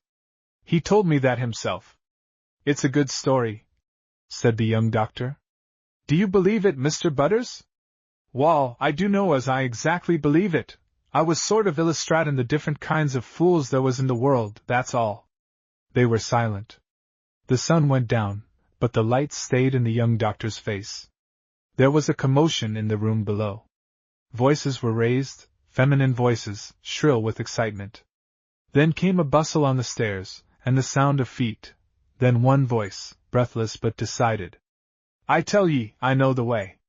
There's no need to show me, and I won't have it. I haven't been up these stairs for near 70 years, Phoebe, since the day of your caudle party, but I know the way as well as you do, and I'll thank you to stay where you are. The next moment the door opened, and Mrs. Tree stood on the threshold, panting and triumphant. Her black eyes twinkled with affection and malice. Well, young sir, she said, as Geoffrey ran to give her his sound arm, and led her in, and placed her in the seat of honor. Fine doings since I last saw you. Humph! You look pretty well, considering all. Who's this? Ithuriel Butters! How do you do, Ithuriel? I haven't seen you for 40 years, but I should know you in the Fiji Islands. I should know you, too, anywhere, Miss Tree, responded Mr. Butters heartily. I'm rejoicin' glad to see ye. You wear well, Ithuriel, said Mrs. Tree kindly. If you would cut all that mess of hair and beard, you would be a good-looking man still, but I didn't come here to talk to you. She turned to Geoffrey in some excitement. I'll speak right out, she said. Now's now, and next time's never. I've let the cat out of the bag. Phoebe has found out about Lil Vesta's setting your arm and all, and she's proper mad. Says she'll send the child home tomorrow for good and all. She's getting on her shoes this minute. I never could abide those Morocco shoes. She'll be up here in no time. I thought I'd come up first and tell you. She looked eagerly at the young doctor, but his eyes were fixed on the window, and he scarcely seemed to hear her. Following his gaze, she saw a white dress glimmering against the soft dusk of the garden shrubs. The young doctor rose abruptly, took one step, paused, and turned to his guest of 90 years with a little passionate gesture of appeal. I cannot leave you, he said. Unless, just one moment. My goodness gracious me, cried Mrs. Tree. Go this minute, child, run, do you hear? I'll take care of Ithuriel Butters. He was in my Sunday school class, though he's only 5 years younger than me. Take care and don't fall. The last words were uttered in a small shriek, for apparently there had been but one step to the staircase. Breathless, the old woman turned and faced the old man. Have you got any bumblebees in your pocket this time, Ithuriel? She asked. No, said Ithuriel, soberly. Then they both stared out of the window with eyes that strove to be as young as they were eager. Illustration. Then he comes, full chisel, cried Ithuriel Butters. There he comes, full chisel, cried Ithuriel Butters. She don't see him. He's hollerin' to her. She's turned round. I tell ye, he's grabbed holt of her hand. He's grabbed holt of both her hands. Who says that heroism dies with youth? Marcia Tree raised her little mid-hand, and pulled down the blind. It's no business of yours or mine what he's doing, Ithuriel Butters, she said with dignity. Then she began to tremble. 70 years ago, she said, Ira Tree proposed to me in that very garden, under that very syringa tree. I've been a widow 50 years, Ithuriel, and it seems like yesterday. And a dry sob clicked in her throat. I've buried 2 good wives, said Mr. Butters, and my present one seems to be failin' up some. I hope she'll live now, I really do. Vesta! Miss Phoebe's voice rang sharp and shrill through the house. Miss Vesta started. She was at her evening post in the upper hall. The lamp was lighted, the prayer had been said. Dear Lord, I beseech thee, protect all souls at sea this night, for Jesus Christ's sake. Amen. But Miss Vesta was not watching the sea this time. Her eyes, too, were bent down upon the twilight garden. The lamplight fell softly there, and threw into relief the 2 figures pacing up and down, hand in hand, heart in heart. Miss Vesta could not hear, and would not if she could have heard, the words her children were saying. Her heart was lifted as high as heaven, in peace and joy and thankfulness, and the words that sounded in her ear were spoken by a voice long silent in death. Vesta! Miss Phoebe's voice rang sharp and shrill through the silent house. Instinct and habit answered the call at once. Yes, Sister Phoebe. Stay where you are. I am coming to you. I have discovered. The figures below paused full in the lamplight. 2 faces shone out, one all on fire with joy and wonder, the other sweet and white as the white flower at her breast. Miss Phoebe's Morocco shoes creaked around the corner of the passage. Good Lord, forgive me, and save all souls at sea just the same, said Miss Vesta, and she blew out the lamp.